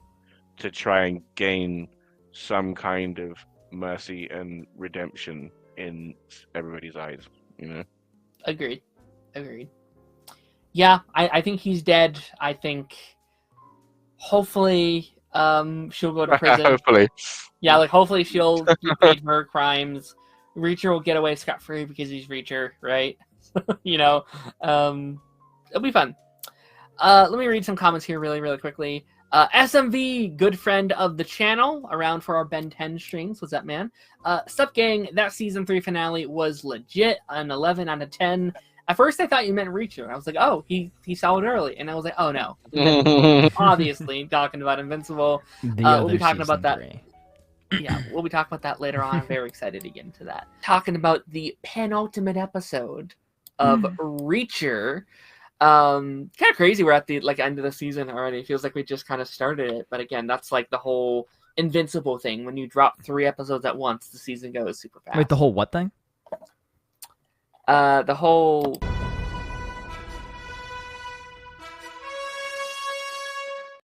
thing. Are you sure? Yes. So the penultimate Reacher, Darth, man, this has been an interesting journey for sure. I feel like we have both simultaneously really enjoyed the season while also having our grand amount of like nitpicks and problems with it. Now that we only have 1 episode left, how are you feeling? How did this episode fix anything for you? Are you liking it even more? How are you feeling? Honestly, it had me. This episode had me rolling my eyes so much. Okay. If I'm honest with you, just I understand it's from a book, right? So a lot of their lines are gonna be from the book and stuff. So that like there's a lot of like leeway we have to give the show, right? But it is becoming incredibly more cookie cutter by the episode, right? Yeah. The amount of tropes that were just thrown at us Yeah. the go fuck yourself ATF guys, right? To Sure. the once a season banging of Reacher and a female Yeah. agent or a female of some description, right? Um, the whole it's not this location, it's this location. It's been a setup. We gotta go, go, go, go, go. Do you know what I mean? Sure. Like all of it, all of it, all of it was just crazy, you know? And I don't know. I don't know. I honestly still feel season one was the best.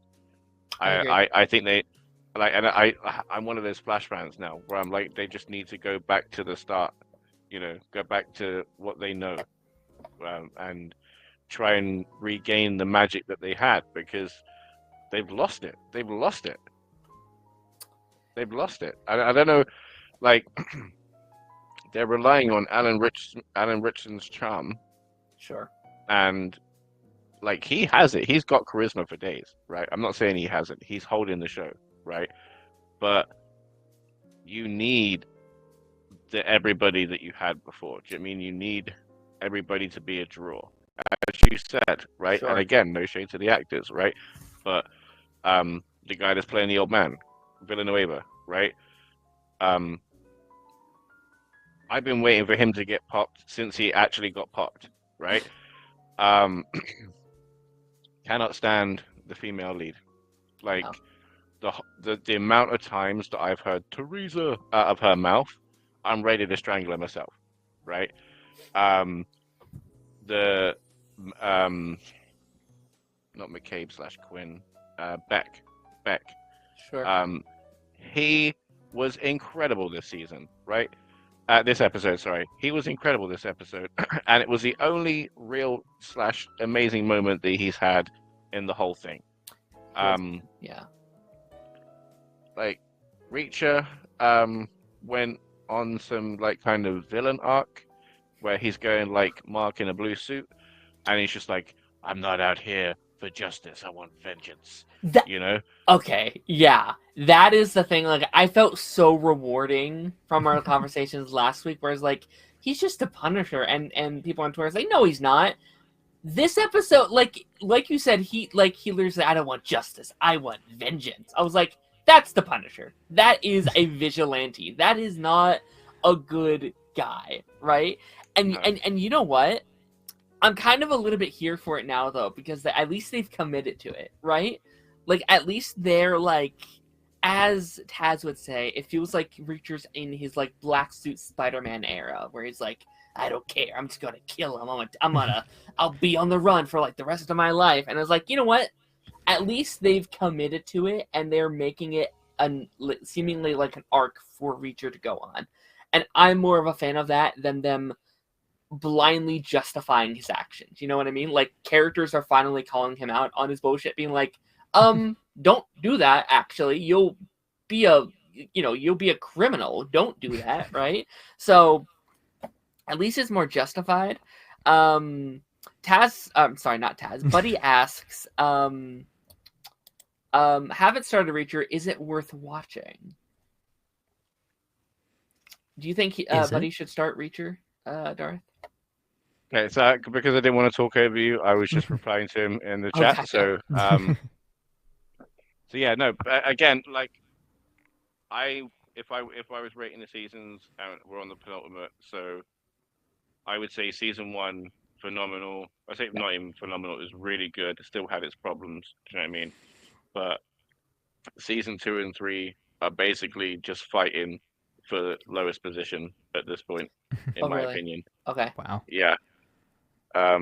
So I would say it has lost its steam, but I'm not so against the show to say that it can't ever get it back, because one of the advantages of this show is kind of how anthological it is, or how you want to say it. I mean, like, it's an anthology series that doesn't fully serialize itself. It's just based on one man's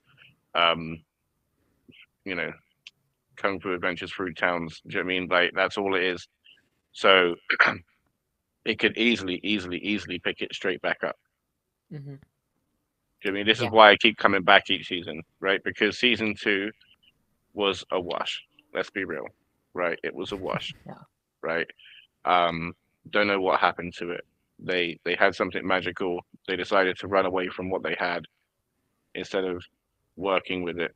And I understand that goes against the character of Reacher because he's supposed to be like a nomad. You know what I mean? Right. I get that. But I don't know. Just give us like inherent stakes for the season that can escalate. Do you know what I mean? Sure. So Like they're doing now. Go ahead, Taz. So I want to ask this question because of that vengeance, not justice quote. I saw that clip and a lot of people were using it as an example of like, oh, he should be Batman. Oh, Jesus Christ. What do we think about that? I know he's been like the very popular choice as of late, and I'm just still not sold. Like I think I almost want a more unknown actor at this point. Like I feel like 100%. he's become so popular now because of this show and, tons of other things that he's been in. And I still see him as, Hawk from Titans. Like, I don't know. I don't know if He actually has a comic book Batman physique though. Yeah, he does. I think look-wise is all I kind of have with him. Like, I see that man, like, you put that man in a bat suit, that looks like the giant physique that a Batman would have. Yeah, I mean, he does. He looks on par, if not bigger than Ben Affleck in BVS. Sure. But Ben Affleck was pretty freaking big too. So right, and this is the thing though. But you also this is the thing, right? Okay. I like the guy is a handsome, charismatic guy, right? So I believe, like him being Bruce Wayne, like people fawning all over him, rather than I do, with Creature Commandos and Frank Grillo. Do you know what I mean? Like one's more believable than the other, right? Yeah. And then because of the whole like Mountain State or Blue State or whatever he was in, like and other stuff that he's done, he can do comedy slash the kind of charming dickhead that like Bruce Wayne is. Do you know what I mean? I think he could do that quite well. It's interesting because from what I've seen, he almost seems very similar. Like he would be similar to the Ben Affleck Batman. And I know people had their problems with that version of the character. Like I feel like there's a happy medium, right? Between like massive, crazy Ben Affleck Batman and then like the kind of, I wouldn't necessarily say smaller stature, but the the Pattinson Batman that we have, right? He's more so on the detective side of things. He isn't quite as physically imposing. Yes, he's threatening. Yes, he is, can Batman Arkham it up whenever he needs to. But I think that there's a middle ground in there that we can get to, and I don't have really an actor in mind. Like I feel like I'm pretty decent with like having an idea. I don't really fan cast a ton, but I can have some ideas, and just I don't know where I am as far as Batman goes. And like when they cast Robert Pattinson, he was not on my short list at all, but I was pleasantly surprised and I loved the take on the character. Same thing when Ben Affleck was cast. I think I kind of want to be surprised and I want them to make a choice that I'm like, really? I didn't think that they'd go with that. I think this is such an obvious choice that I don't necessarily want them to make that choice. Yeah, it's tough because could he do it? Absolutely. Yeah, he could probably do a great job. Yeah. There's also that bit of me though where it's like, I feel like if you saw Ben Affleck in like a business suit, I'd be looking at him and be like, he's the same size as Batman. You know what I mean? Like, I feel like there's not a lot of disguising it. Like, there's not going to be a lot of people that has the same build as Batman. And Alan Richardson is one of those guys. Yeah. I've been saying since like they launched a DCU, I think it'd be hilarious if he came back as Aquaman. Because I think he looks even more like Aquaman now than he did in Smallville. I think... Yeah. That would actually be fun. But let's remember, that would be cool. Like, yeah, sorry. It's just that, like, Batman is as well just shy off like peak physical human fitness. Like he's It's nigh true. on like a superhuman specimen. Do you know what I mean? Like that's the reason he's able to like prowl the streets and like have the endurance he does and train for years as a kung fu in this and every martial arts and like he's not gonna be out here um looking like Christian Bale in The Machinist or something. Do you know what I mean? Like he's Sure. gonna be beefing up and everything else. So like a big physique it would make sense. I mean, because It's like Yeah. fair. Fair. as Yeah. Yeah, well, but I mean, there's a difference between in shape, practical size and strength, and training to be a just big brooding like bodybuilder, and that would sure. be, that's why there's a difference between Batman and Bane, right? Like I Mm. think you have to almost go to the practicality side of things too, right? Is you get too big and your mobility goes down, your, range of motion goes down, and I wouldn't expect a like how tall is he? Probably like 6'4", 250-pound Batman to be jumping from rooftops. He'd need a very, very strong grappling gun. Like I think there's a fine line, right? Yeah, Um, but then, okay, this is what I was gonna say before. Is like with I know there's a suspension of disbelief, right? But there Yeah. are some iterations of Batman that are more believable fighting supervillains than others. Right. Right. 100%. 100%. It's weird though. I feel like my favorite Batman Even build is, animated. yeah, it's got to be the Arkham style of Batman, right? So he's big, but he's got a little bit of an Yeah. armored suit to him.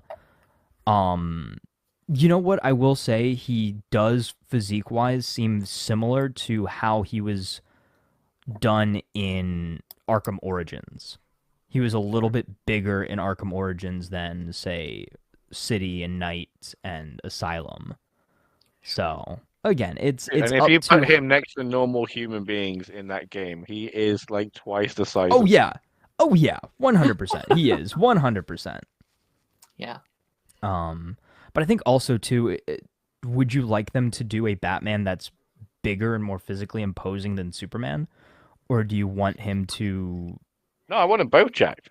Right, no, obviously, but like, who do you want to be bigger? I think it's an interesting idea when Batman's like Superman. just a little bit bigger than Superman sometimes, That's but interesting. also, I you'll see yeah. the other side of it where Superman's a little bit bigger. I think they Hmm. they did the Batman was slightly taller than Superman in BVS, and that was also an element that I really liked in Superman and Lois, that Lex was taller and more physically imposing than Clark Mm. was, Yeah. which I thought was a very cool angle. Well, I think that works though too because like his strength doesn't come inherently from his muscles or working Right, out, right? exactly. So, like Superman could be like a skinny little boy, and it's like, yeah, it's fine. He's still 10 times stronger than Batman Yeah. will ever be. So Bruce has to like overcompensate to like overdo it and be like, all right, I'm gonna be as big as I possibly can because I'm training every day and I'm out fighting every day. Like I think that aspect of it makes sense. Um, but also like there is something really fun about when we covered that Superman casting, Taz. There was something really exciting about like I don't know who this guy is, but I'm Yeah, excited to learn. exactly. You know? Exactly. And I think that they should do that for our Batman as well and have us grow to love this actor or this. Anyway, back to your Reacher talk. I'm sorry. I just wanted to put some input in there because I haven't seen Reacher. You know what, no, Taz, because like that conversation is probably more interesting than anything we would get out of. Not that I dislike the episode, because I did quite enjoy it, and again, like I think Reacher kind of is that show for me, where There's it's like, zero morals. yeah, Sorry, no, sorry. fair, Finish. Like because like even like Neely with the guy like, oh, I'm just gonna shoot you in front of children, you know, like blah blah blah, giving me the information I need, uh, yeah, and and then like just still pistol whips him on the way out, and then you got Reacher like threatening a guy, fully extorting him. And then he's like, hang on a minute, this is extortion. And then it's like, you're getting it. You're finally understanding. It's like, dude, you should be bragging about this. This isn't like I'm committing several felonies with the with the the cloak of justice around me. Yeah. You know what I mean? It's crazy. It's crazy. I think Oh, I don't know. Like, I think Beck, and I know you might disagree. I think Beck might be my favorite character this season. I really enjoyed his little arc of like trying to get out of this pit that he's in. He had a fantastic scene this episode when he's talking with his son, and he's like, "I purposely tried to get you to hate me because I thought that would be easier for you to get over me when I die." I was like, "Oh." As like you're like clearly wrong, right? Like obviously that doesn't make sense, but I honestly get why you're trying to do this. Like, I saw how miserable you were losing your mother, and I thought if I was a piece of shit to you, you could deal with my death better. And I'm like, oh, okay, that's very interesting. I'm really liking that. That scene when they're like, he's like giving the gun to his dad. I was like, you know what? I kind of love this guy. I'm really liking what we're doing here. I'm very certain he's gonna die next episode. Very certain they're gonna kill him off. I would be flabbergasted if they don't do that because like obviously he had his things either I'm dead or I'm going to jail for life, and I don't know if they're gonna send him to jail for life. I don't know if that's where they're going with this. But how about you? Do you think they're gonna kill him? oh yeah, absolutely. I don't see any way that he goes to jail because there's like a whole bunch of people. Like he's a rat now. I mean, so either way, he's out. Um, my question is, do you see any way that Villanueva and I forget her name, so I'm just going to call her Teresa Lover, um, like that they don't get any kind of justice and they don't get sanctioned or arrested or fired, or do you think they get a commendation at the end of this? Is what I'm asking, and if so, are you going to join me in the hate campaign for it? They should. They absolutely should have consequences, if not fired, like demoted or unpaid suspension or something for sure. Like they've definitely, and I'm shocked they haven't arrested Reacher as well because he's coming the way of a police investigation time and time again this season. Um, I think it's going to be like honestly, like I think we talked about this last week where I said sometimes I think the theories that we give and the things we want the show to do is always so much better than what the show goes for. And it's like, oh, they could do this and this and this, and it's always the most cookie cutter thing that they do. So I think they're coming in like, you were right, you solved this case, you're getting a promotion or whatever, and be like, okay. Oh no, because that's gonna be real 50-50 on me coming back for season 4, right? They can't do that, especially like my whole thing is in the meeting with the ATF, right? How much of this quote unquote investigation did they talk about, right? Because if they talked about any of the characters that were in it, do you know what I mean? Like Angel, and any of the lackeys, like the guy on the boat, like you surely any competent investigator would have while they have them at the table and go, okay, so where are these people? Where is Angel Dust? Where is, um, Tobacco Man on the boat? Like where is such and such? And then Reacher is gonna sit there with his thumbs in his ass and have nothing to say because he's out here murdering people and stuffing them in boots. Yeah. Do you know what I mean? Like, how is they have to have been lying through their ass during that like handoff of the investigation, and they would have to have been going, oh right, so there's only been 3 people that have been involved this whole time because those are the ones we haven't killed, right? So Yeah. there's 3 guys. There's Terry, Steve, and Michael, right? Forget Angel Dust, forget Tobacco Man. Do you know what I mean? We just don't. They weren't here. I don't know where they were. They were on holiday. You know what I mean? It's just crazy. It's just so stupid. Oh my god! The more I think about the show, the more it winds me up. How would you feel if Buffy dies saving Teresa? Grateful. You really hate it. I mean, I would definitely respect it. I would, because like that's definitely not on how I would predict it would happen, right? Like it's like it. I would respect them taking a bit of a risk. Not that it's really a risk because she wasn't coming back for season 4 anyway, right? Like they're get a new love interest for season 4, and that's Okay. another thing. Like it's not a risk though because they did the same thing in season 2 with the Yeah. bald guy, except he just banged this one. You're right. And I feel like it's going to be impossible for me to give a shit about any love interest going forward.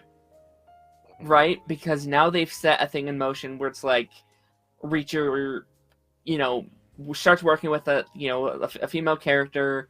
There's like a will they, won't they kiss, they're like, we love each other, and then he leaves them anyway. Right? This will be the 3rd season in a row this happens, which I get that's the template of the books. But at the same time, I don't think I can get invested in another one. Not that I was invested in this one, right? But like, I don't know. Like I don't know how far this template can work until we're like, I don't care anymore. I'm already there with the love interest. That's fair. As for everything else, I'm not quite tapped out yet. Again, like the charm of Adam Still very Richardson, fun. Yeah. is great, and especially when he's just pounding on bullies. Like this is another reason that he could be Batman. You know, because he's great at bully busting. You know what I mean? Like that's Batman's whole deal. You know, so I don't know. I mean, I'm coming back for season 4, but I'm not gonna be happy about it. I don't know. Yeah, like I think like even season 2 for me, where it's like I didn't love season 2, but I think like at its core it was still overall fun for me. Like it's one of those shows where if you shut your brain off for a bit, you can still have fun. It's a very dad show where it's like don't think about it too much, whatever. But like I feel like I said last week, I think I'm just going to lower my expectations because that's what they've told me to do, right? It's like I expected a quality up to here after season 1, and now it's like down here of where I can kind of expect the show to kind of end for me. Okay, but then the question becomes: at what point are we hate watching or documenting what we're doing? Like, where's the 100%, line? right? Yeah, no, 100%. Like we've mostly talked negative about the season. I do feel bad about that. You're right. You're very right. Like again, I don't hate it. I think this season I'm just like neutral. Like I also don't think it helped that it was combined with Invincible, a show we all love, and Daredevil, a revival to one of my favorite shows of all time. So when it came to watch the shows during the week, Preacher was the one I was like, oh yeah, all right, let's, I guess I'll put it on, comparatively to everything else I'm watching at the moment. Do you have any other thoughts? But the thing of what kind of okay, go grass ahead. is Sorry. right? Because he's saying he disagrees with the level of drop off. And my issue is I sat there like shouting at the TV screen, or even the laptop screen during our conversations about why season 2 was an annoyance, and I'm sat here watching season 3 going, gosh darn, do I miss those of season 2? So like that's why it feels like there's a slope in the drop off. Do you know what I mean? As opposed to just like a cliff. You know what I mean? I'm not saying like season 3's been like tremendously bad. It's just season 1 started off so well that season 2 wasn't as good, but it was good, but we still had issues with it. And then I feel like this hasn't even hit the mark of season 2. Oh wow, okay. I think I've enjoyed this season more personally. Just personally, I think I had a lot more fun with season 3. Interesting. Really interesting. I think just because it feels more inherently Reacher than season 2 did. Like season 2 kind of like watered down, I think, the fun of Jack Reacher as a character and like his dynamics, where I think they get back to it for sure, but like maybe they overcompensate a little bit. Like maybe they go too far into it. It's like, oh, okay, he's the Punisher now. It's crazy.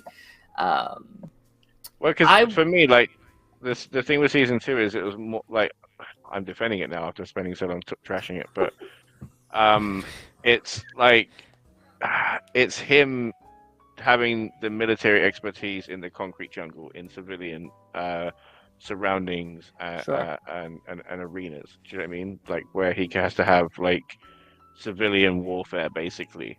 You know what I mean? Like we've had it in the military, now we're bringing it into the the quote unquote real world kind of thing, you know. Um, and then like the to and fro with his team.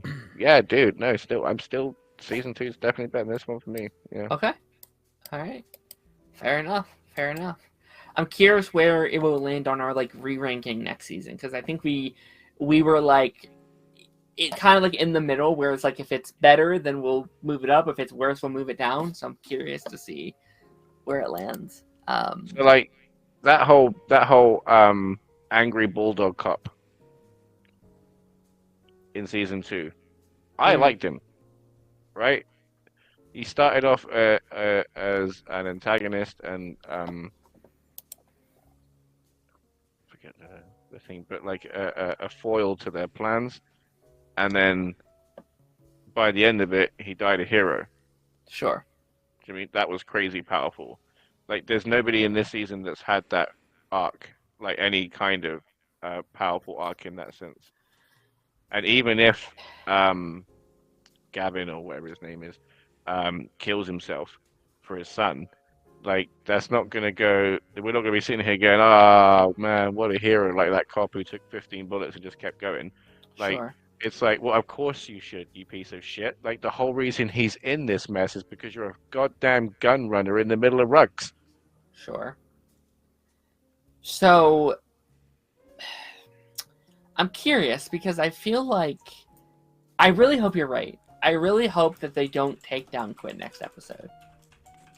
I think it'd be a lot more interesting if they kept him around for like a sequel or something, because like we haven't even dealt with Quinn's higher up yet either, right? Like there's so much to that side of the story that's just kind of there, and we have one more episode, and I'm like, I don't need, like, I feel like they just scratched the surface of Quinn. I think he's a really fun villain so far.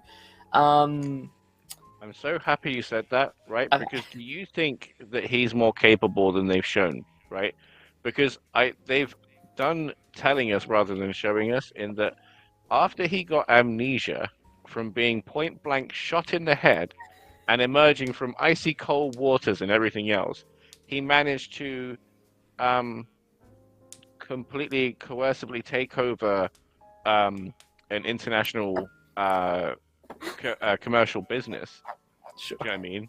For a length of time before they went, you know what, I'm just going to call the police. I'm terrified for my life. I can't handle this anymore. And then he went, bah, bah, bah, bah, bah. And then upped his game and did it to a criminal empire and just straight took that over. Like, that's not no small feat. You know what I mean? And he can't do that on reputation alone when the guy has amnesia. Yeah.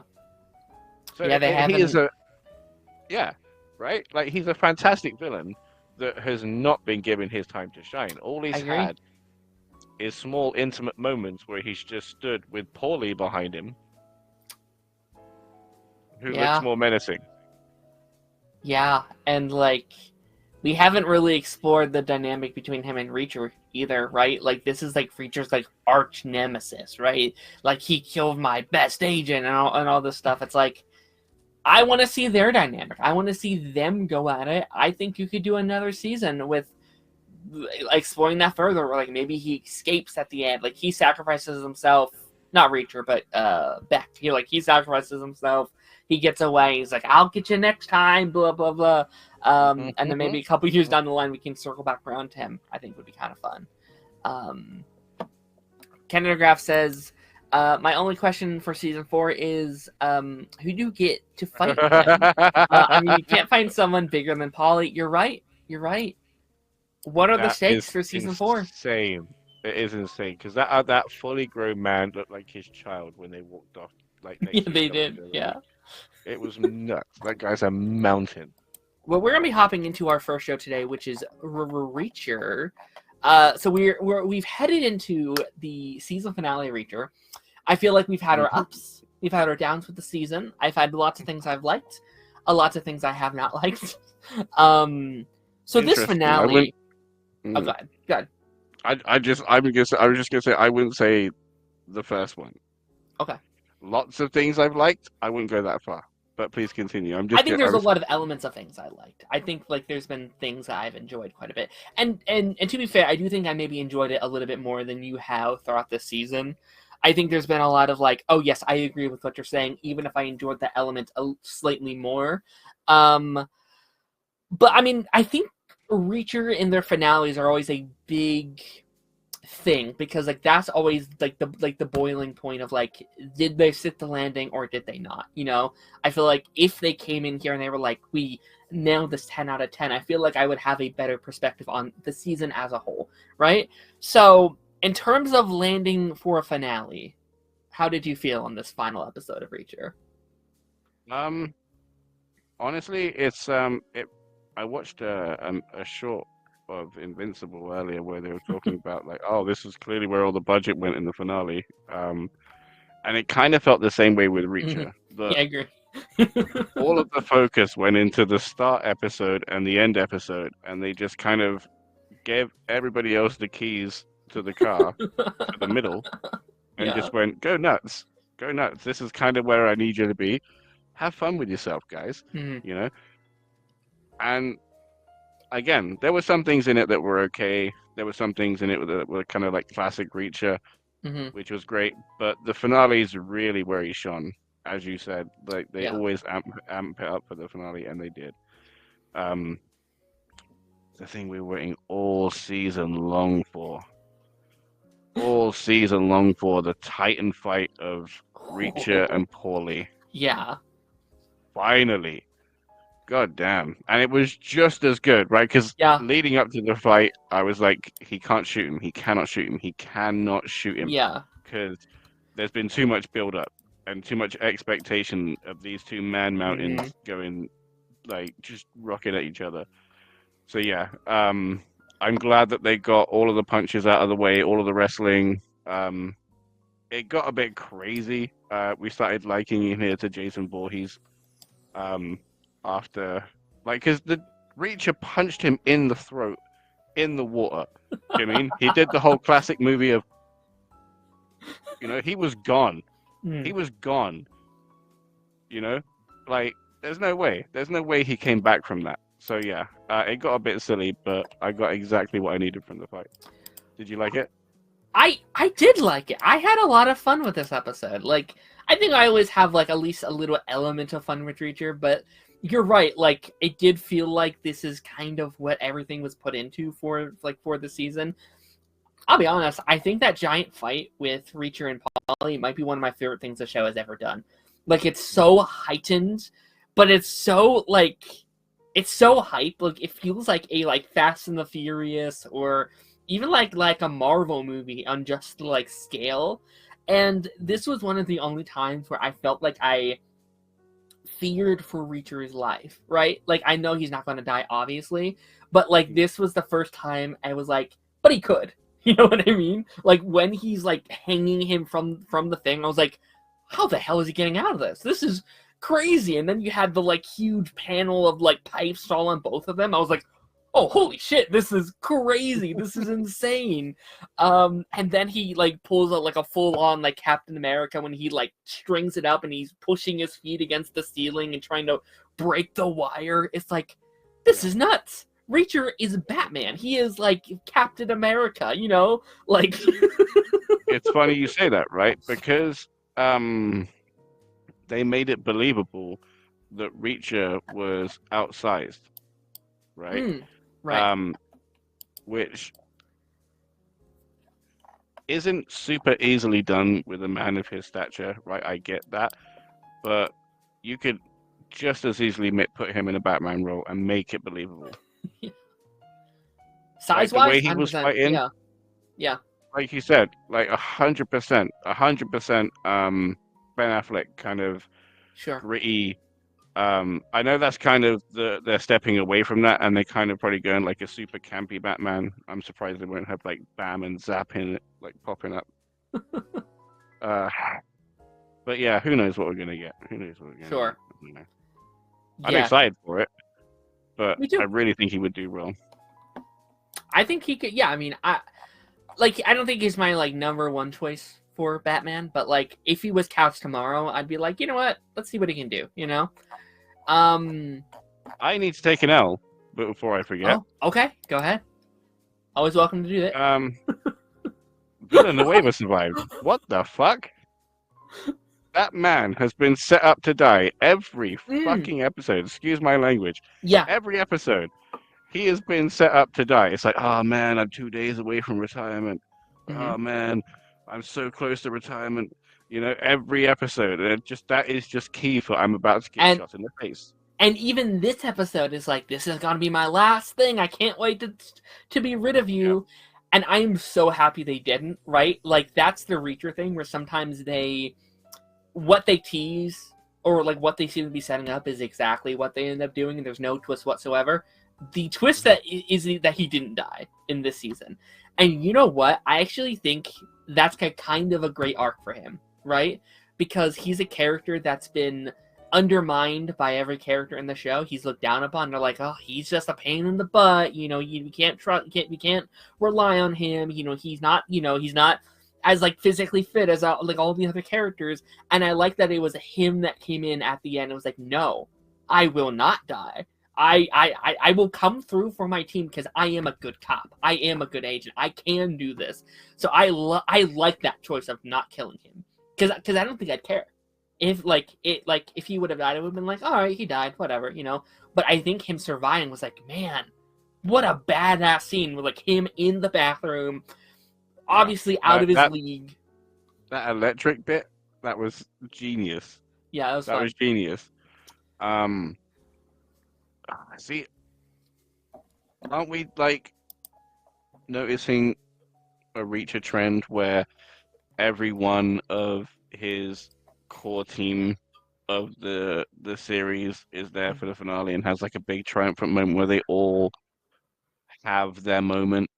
Like, sure, everybody gets the participation trophy, nobody gets knocked out, nobody gets like super gutted where they're in the hospital and then they got to meet them at the end with the cake. You know what I mean? Like, none of that happens. It's all, they all walk away from it patting each other on the back. Sure. I will say, we had a couple deaths in here. All characters that I guess, was it 2 deaths, right? 2 deaths in here. Beck died, which I called like episode 3 or something. I think we both did. We're like, yeah, he's probably not living. But I really enjoyed his character, to be honest. Like, he kind of stalled out in like the middle of those episodes there. But I think like the beginning and the end, he's really come through, and I really enjoyed his little arc about like, you know, redefining his like title as a father and, you know, all these things. And like, they even address it. It's like, I wish he would have shown that sooner, but he realized towards the end that's the man he wanted to be. That's the legacy he wanted to leave in his son's eyes. I thought that was really good. I liked him using the like fake gun that his son got him to get him out of that situation. Like, I thought that was really cool. And like it, like the like glue slowly sliding off of it was really sick. How much glue was he applying to that thing? Because like when it starts like just slipping down, the giant glob that was on the gun, right? And he was sat there brushing it on, right? But then it's the biggest glob. It's so funny. Sure. And again, like, yeah, it was good. It was good. It was complete like popcorn TV. You have to 100%. shut your brain off and just enjoy this. Sure. Once you do that, you're golden. Yeah. And, you know, that's kind of, I think we might honestly have to accept that might just be Preacher as a whole. It's popcorn TV. It's movie for, you know, it's like TV for dads. It's, you know, very stereotypical action stuff. But I think this is like on like the upper side for Reacher for me. Like this felt more like, I think the first 3 episodes and this episode felt more of like what I really liked from season 1 of Reacher to me. Like, I think it brought back that like coolness to him as a character that I was kind of missing. I have to say, I'm conflicted with this, right, with this show. Because on the one hand, I'm like, well, at this point, the guy is basically a serial killer. 100%. You know? Like, we're just supporting another Dexter. he just does it differently, because he uses the fact that he used to have authority as some kind of catch-all to why he shouldn't be in trouble or held accountable for anything, but everybody else should be, because he's the good guy, right? That frustrates the hell out of me, right? But then on the other side of it, with this episode, when he had Quinn in front of him with the shotgun, and then he got him to remember, all he done was shot him in the face. Yep. That's it. Do you know what I mean? Like, this man's been out here showing that he is just evil incarnate, right? Because even Amnesia couldn't save him. You know what I mean? Like, if Amnesia hit a bad person, they could be out saving dogs the next week. You know what I mean? And starting a veterinary service. They don't know who they were, right? This man just doubled down on being evil. A whole new persona, just kicking it up a notch, Yeah, again, I did. Sorry, go on. No, I did find it to be like a little silly that he just like remembered on the dime just because he said her name, that it was gonna be like, oh, that's right, it was you. I was like, that feels a little a little contrived, a little bit, a little like coincidental kind of thing. You know what I mean? I'm not mad about it. Like, I get it. They had to for the plot, but still, I was like, huh, he did forget, because like I was under the assumption that he had been faking this whole time, that he was pretending not to know it, for he would have this big twist for Reacher, blah blah blah, and no, he just forgot. I was like, okay, all right, I guess. But how much he went on about vengeance, and how much like the back and forth of Teresa, and hey, I want Quinn, like all of that. And like, it got me talking about law-abiding citizen and the steps that Gerard Butler took in that movie. And I ended up watching it afterwards because it's a really good movie. But like, that's what I'm expecting. You know what I mean? Like, pay him in kind. Like, again, I would completely be questioning your character and questioning whether you should be out of prison or not. But it would be consistent. Sure. You know what I mean? There's just no winning. There is no winning on that one. Yeah, I mean, like, this is a conversation I think we've had every episode for the last 5 weeks in terms of Reacher, of like, is he secretly the bad guy? Is he an actual good person?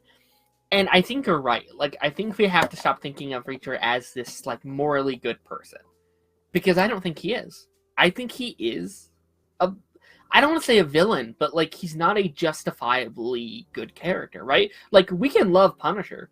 We can love characters like that because they know who they are. Or characters like a Dexter, because like, yes, they're bad, but we know they're bad. And that's kind of the angle the show is giving us. This is a show that is having characters do bad things, but glorify them and view them as the hero and as the good guy, which is, I think, is what's throwing us off so much. It's like, no, he is the hero that gets to go and have his apple pie and go off to the sunset because he's the morally good person. And that's like, I don't know if he is anymore. Like, that whole scene in the woods where like it was him in his playground playing around, just taking out dudes. Yeah.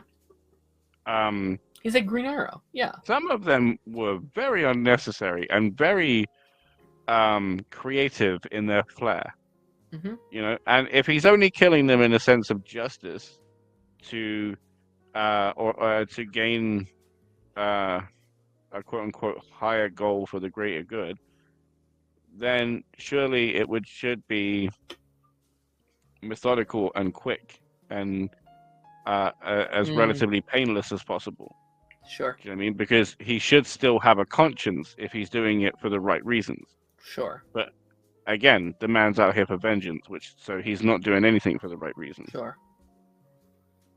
Sure. How did you feel, not to change subjects, but like, how did you feel about how they ended Duffy? Because that was a big thing for you last week. You're like, she needs to serve her time. She needs to have her consequences, and she got fired, which was a plus. I was like, if she had kept her job, I would have. I don't know what I would have done, right? Yeah, like I was like, that's so ridiculous. But she's not in prison. She's kind of just starting fresh somewhere. Blah blah blah. Are you upset by that? Are you mad that she's not like locked up in prison? Not really, because I am and I'm not, right? Because like in America, there's all sorts of there's names for cops that get shuffled around precincts. There's ways and means that they deal with quote unquote bad apples, right? Sure. So this does just seem kind of par for the course that they would just Yeah. try and push it under the rug and just get rid of her and just say, all right, let's just move on from this and no one talk about nothing, right? Right. Kind of deal. But yeah, again, if she kept her job, then it'd have been something up. And it made me so angry. Like, she's out here acting like a hero. She's sitting there hugging Teresa, and then stood there with the reunification of her and her grandmother, like with a cheesy apple pie look on her face, when she's the one that caused all of this in the first place. Sure. Like, don't sit there like taking your flowers for that. That's not yours. Sure. That's not yours. I did really like that sequence, though. I kind of did. I mean, at least on Teresa's perspective, like I got a little emotional seeing, which is, I think, good on them for making me care at all, because I don't know anything about Teresa. They didn't give me one reason to give up. Could care less. But I think because of the situation she was in and her getting to safety, I felt like, oh, okay, that's a good moment. Like, that's a genuinely, I'm happy that a character that what almost happened to her didn't happen, and she gets to be with her family again. Like, I really like that. But man, like, when they're setting... Oh, go ahead. No, just that it's so gross that someone got laid in her name. Like, oh, I'm doing this because you care about Teresa. Blah, blah, blah, blah. Do you know what I mean? Like, all of that, and we know less about her. Yeah. You know what I mean? Teresa is the definition of a plot device, right?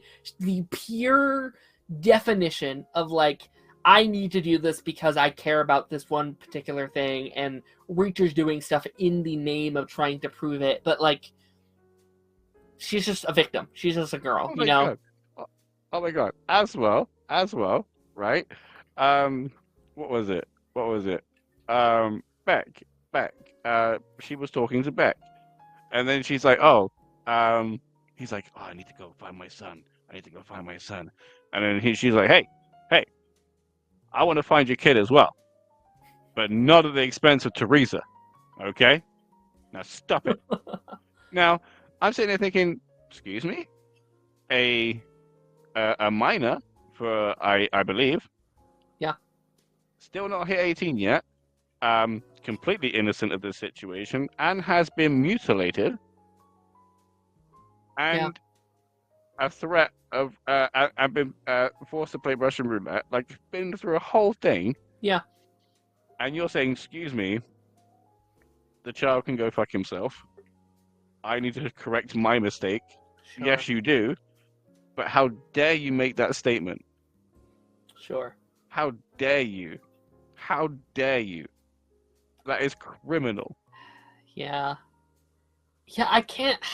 That might be my biggest problem with the season, is I don't give a shit about Teresa. I wish I could.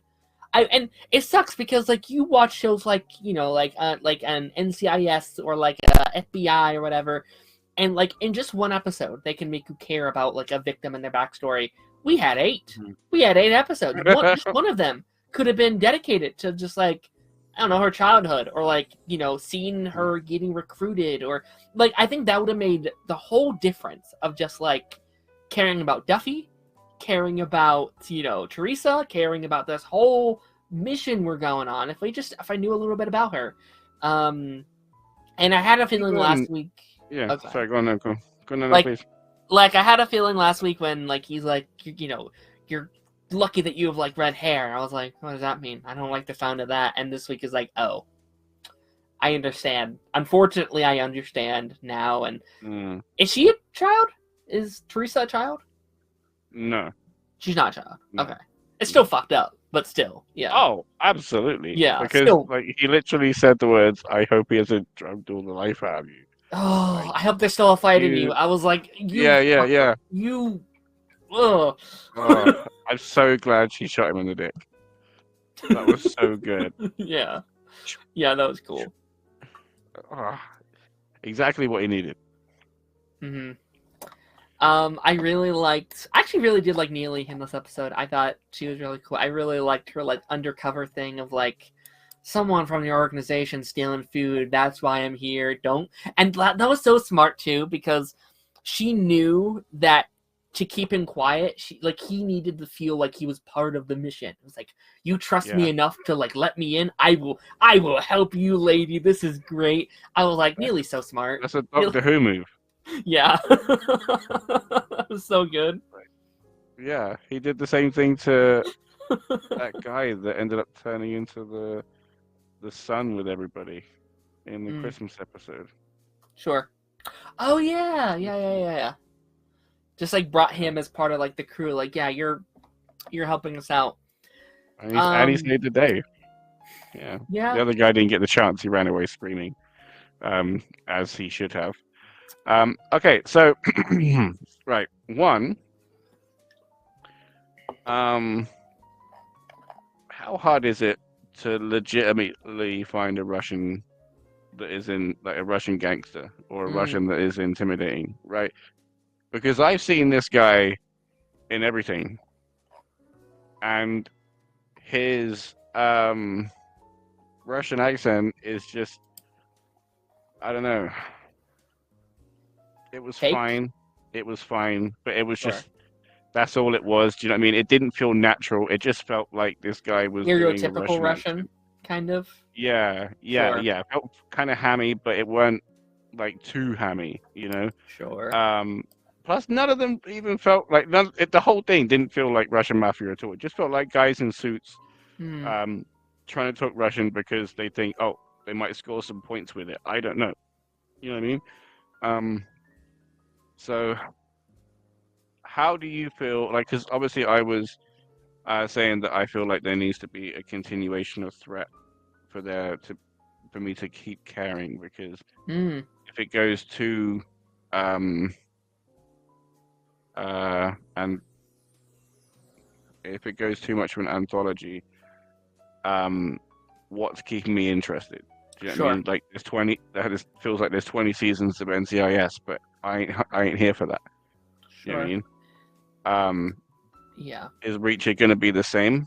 And I don't feel like those Russian gangsters are enough of a credible threat in any respect, because they didn't feel real. Like a real Russian gangster, I'd be like, oh yeah, okay, he's got something to worry about next season.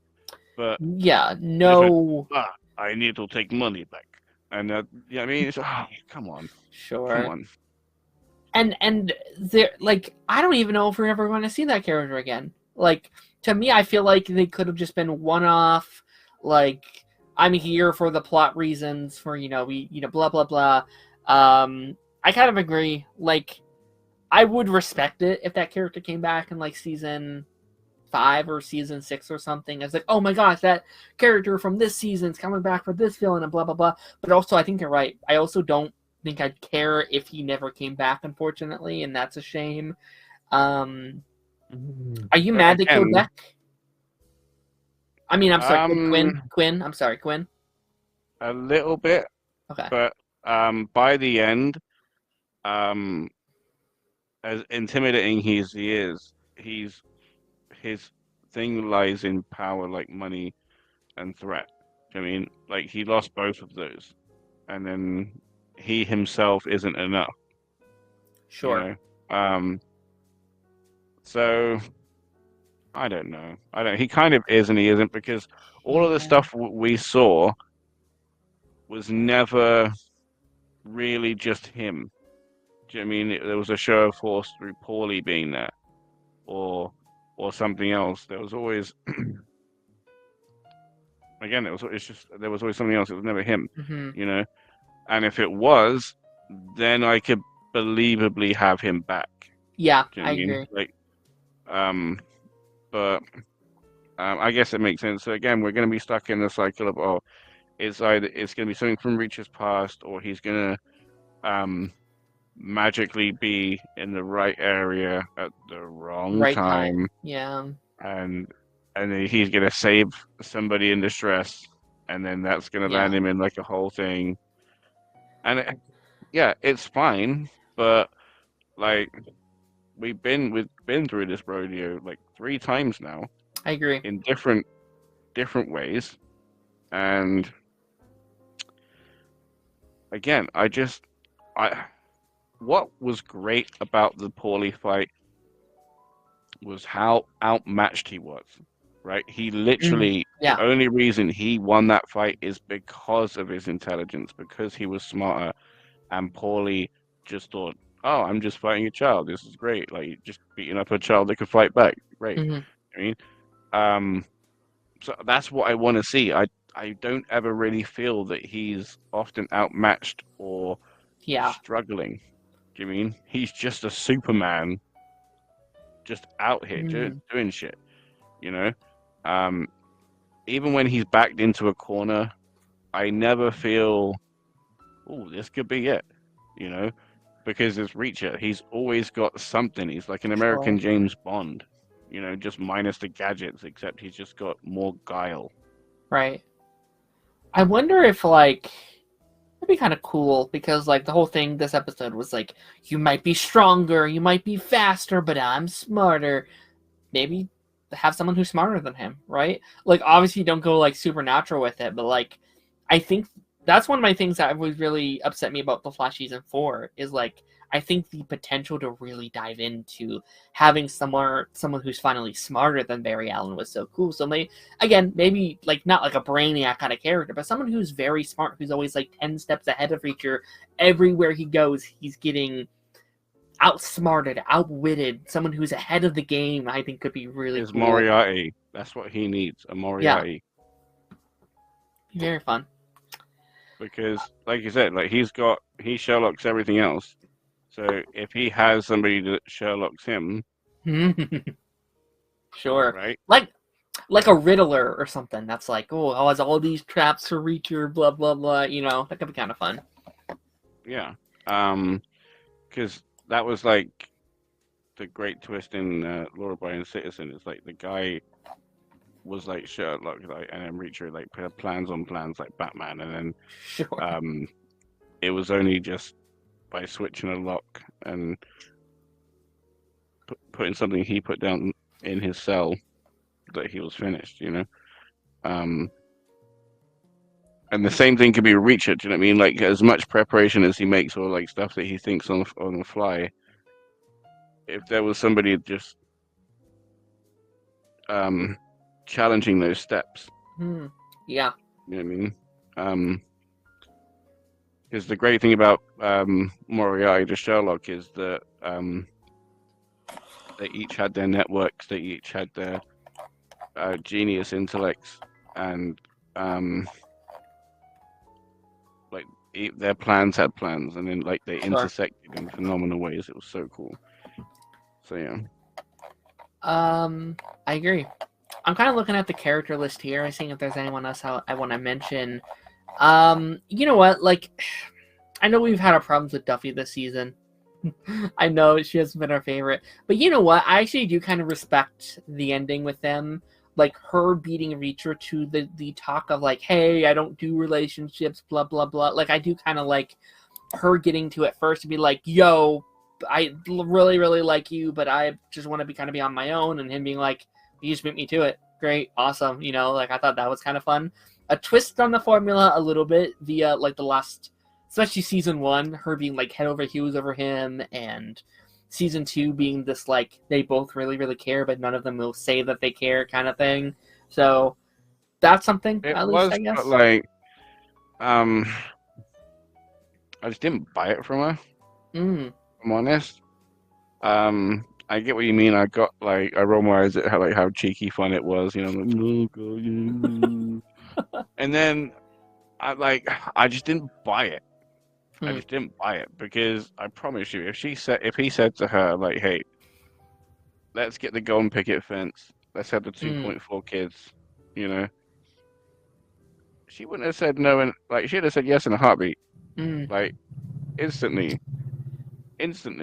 You So I think don't know who she she was said it to fooling. him for he couldn't say it to her, kind of thing? Yeah, preemptive. Yeah, Okay. yeah. I see that. Yeah, because again, like she puts on this like exterior of like tough and stuff. And I'm not saying like a tough person can't care about anybody, but there was constant chinks in the armor, where um, her vulnerability would show, and you would see that she weren't who she was projecting. It was the job. Sure. That's who she was on the job. You know, work Duffy and home Duffy were very different. Sure. Yeah, and I'd be curious to see, like, what does someone like that do without the job, right? It seems like she's kind of just do her own thing for a while without a proper, authority behind her, which is like, is she going to try and do similar to like what Reacher's doing right now, where it's like without a badge, without a, a thing behind her, just kind of doing whatever she wants kind of thing? Which, If this property was in any other hands, she'd be getting a goddamn spin-off. yeah. Duffy. Yeah. One we would not be watching. Which, like, that's another thing. Like, we're getting that, like, Neely show, and, like, we talked about this earlier in the season. I like Neely. I don't think I like her enough to watch that, personally. I do like it. So this is the thing, right? This is what you were saying before. I don't think there's been a point in the show, other than the criticisms, where I've said, not about, like, I don't know if this is a part of your character or not, because, again, we don't see, like, that much of a side of her, because when she's on work, she's on work. Yeah. And she only takes brief, like, pauses in that to talk about personal things. So she compartmentalizes very, very well, which is one of the reasons that her and Richie get along so well. So like the only thing I've had issue with her is like the whole cold way she dealt with the guy that tried to kill her. Sure. Yeah, I agree. Like that was grim. You know. It's like a Batman, like, I won't kill you, but I also won't save you either, kind of thing. Yeah. And then there's that, and there's making you move while I get my cereal. You know? Like, goddamn. Yeah. Cruel and unusual punishment. Like how we treat the people that need help and our enemies are how we are defined as a civilization. You know what I mean? Sure. So yeah, it's just crazy. Not showing the best light of themselves by any means. Sure. That being said, she always is very entertaining to watch. She is, yeah. Do you know what's great as well is she's a very talented actress in both acting and the physicality of the role, because there's never any point that I think of her that I don't buy it. Do you know what I mean? That I just think of her as an actor that's just rolling around with a toy gun and stuff. I genuinely like fall in step when I'm watching it. Do you know what I mean? I'm there for all of it, and it's great because it is a charismatic show. They draw you in. It has to be said. They really do draw you in. For it to be popcorn TV, they make it very, very easy. I agree. Yeah. Like even when like I'm sitting here and I'm like, oh man, I don't like they did this, and then it's like I've never walked out of a Return episode and I was like, that wasn't at least entertaining. Like it's fun. Like I think it's a fun, turn your brain off, don't think about it too much kind of show. Which then leads me to my question, like, do you think you would like Reacher more if we weren't covering it, right? If we weren't here breaking it down every week, talking about every little detail, because our favorite season is the one we haven't covered, which is season 1. I would right? like it less. Yeah. You think you'd like it less if we weren't talking about it? Yeah, 100%. Okay. Fair enough. With you. What about you? Are you the other way? I don't know. maybe, like, but that's the thing. Like when I like things I'm not covering on it, I don't focus on them as much sometimes, right? Like sometimes if this is a show I'm never covering for any kind of video or thing, it's sometimes just on while I'm doing other stuff, right? So with a show like Reacher, I'm there, I'm watching it because I know I have to talk about it with you later in the week. So it could be one of those things. But you're also right. Like I'm going to at least remember season 3 more because I've done that, because I'm talking about it with you. We will at least have these memories. When I think about season 3, be like, oh yes, we talked about this and this and this and this, and that will be a memory along with it. So I don't know. It's just something that like has popped in my head of like, season 1 was our favorite, and we binged that season, kind of thing. So that's just something that crossed my mind. The only character we haven't talked about that I want to bring up is Richard, which I've enjoyed Richard this season. I think he's been a fun element. I don't know the logistics of it all, but I did like his ending that he gets his car, he gets all the rich items from his dad's house, and he just goes, right? Problem with that, right? There's how did no one stop him? How did no one stop him? He just left the house with a bag of money? Sure. Reacher just walking out with a car? Everybody just walking out with stuff? Like, why is that okay? And then, how the IRS isn't going to be all over his ass? I thought about that too, of like, that'll be under a stolen vehicle, most likely. The government will claim it, blah, blah, blah. But I like it in theory. You know what I mean? He can't put that money in a bank account. No. Anything he has, anything he spends on, he's going to have to say as a damn gift. Mm-hmm. There's no way that he can feasibly enjoy that money apart from burying it in a hole, right? And then waiting an X amount of time, and then telling everybody that he won a bet.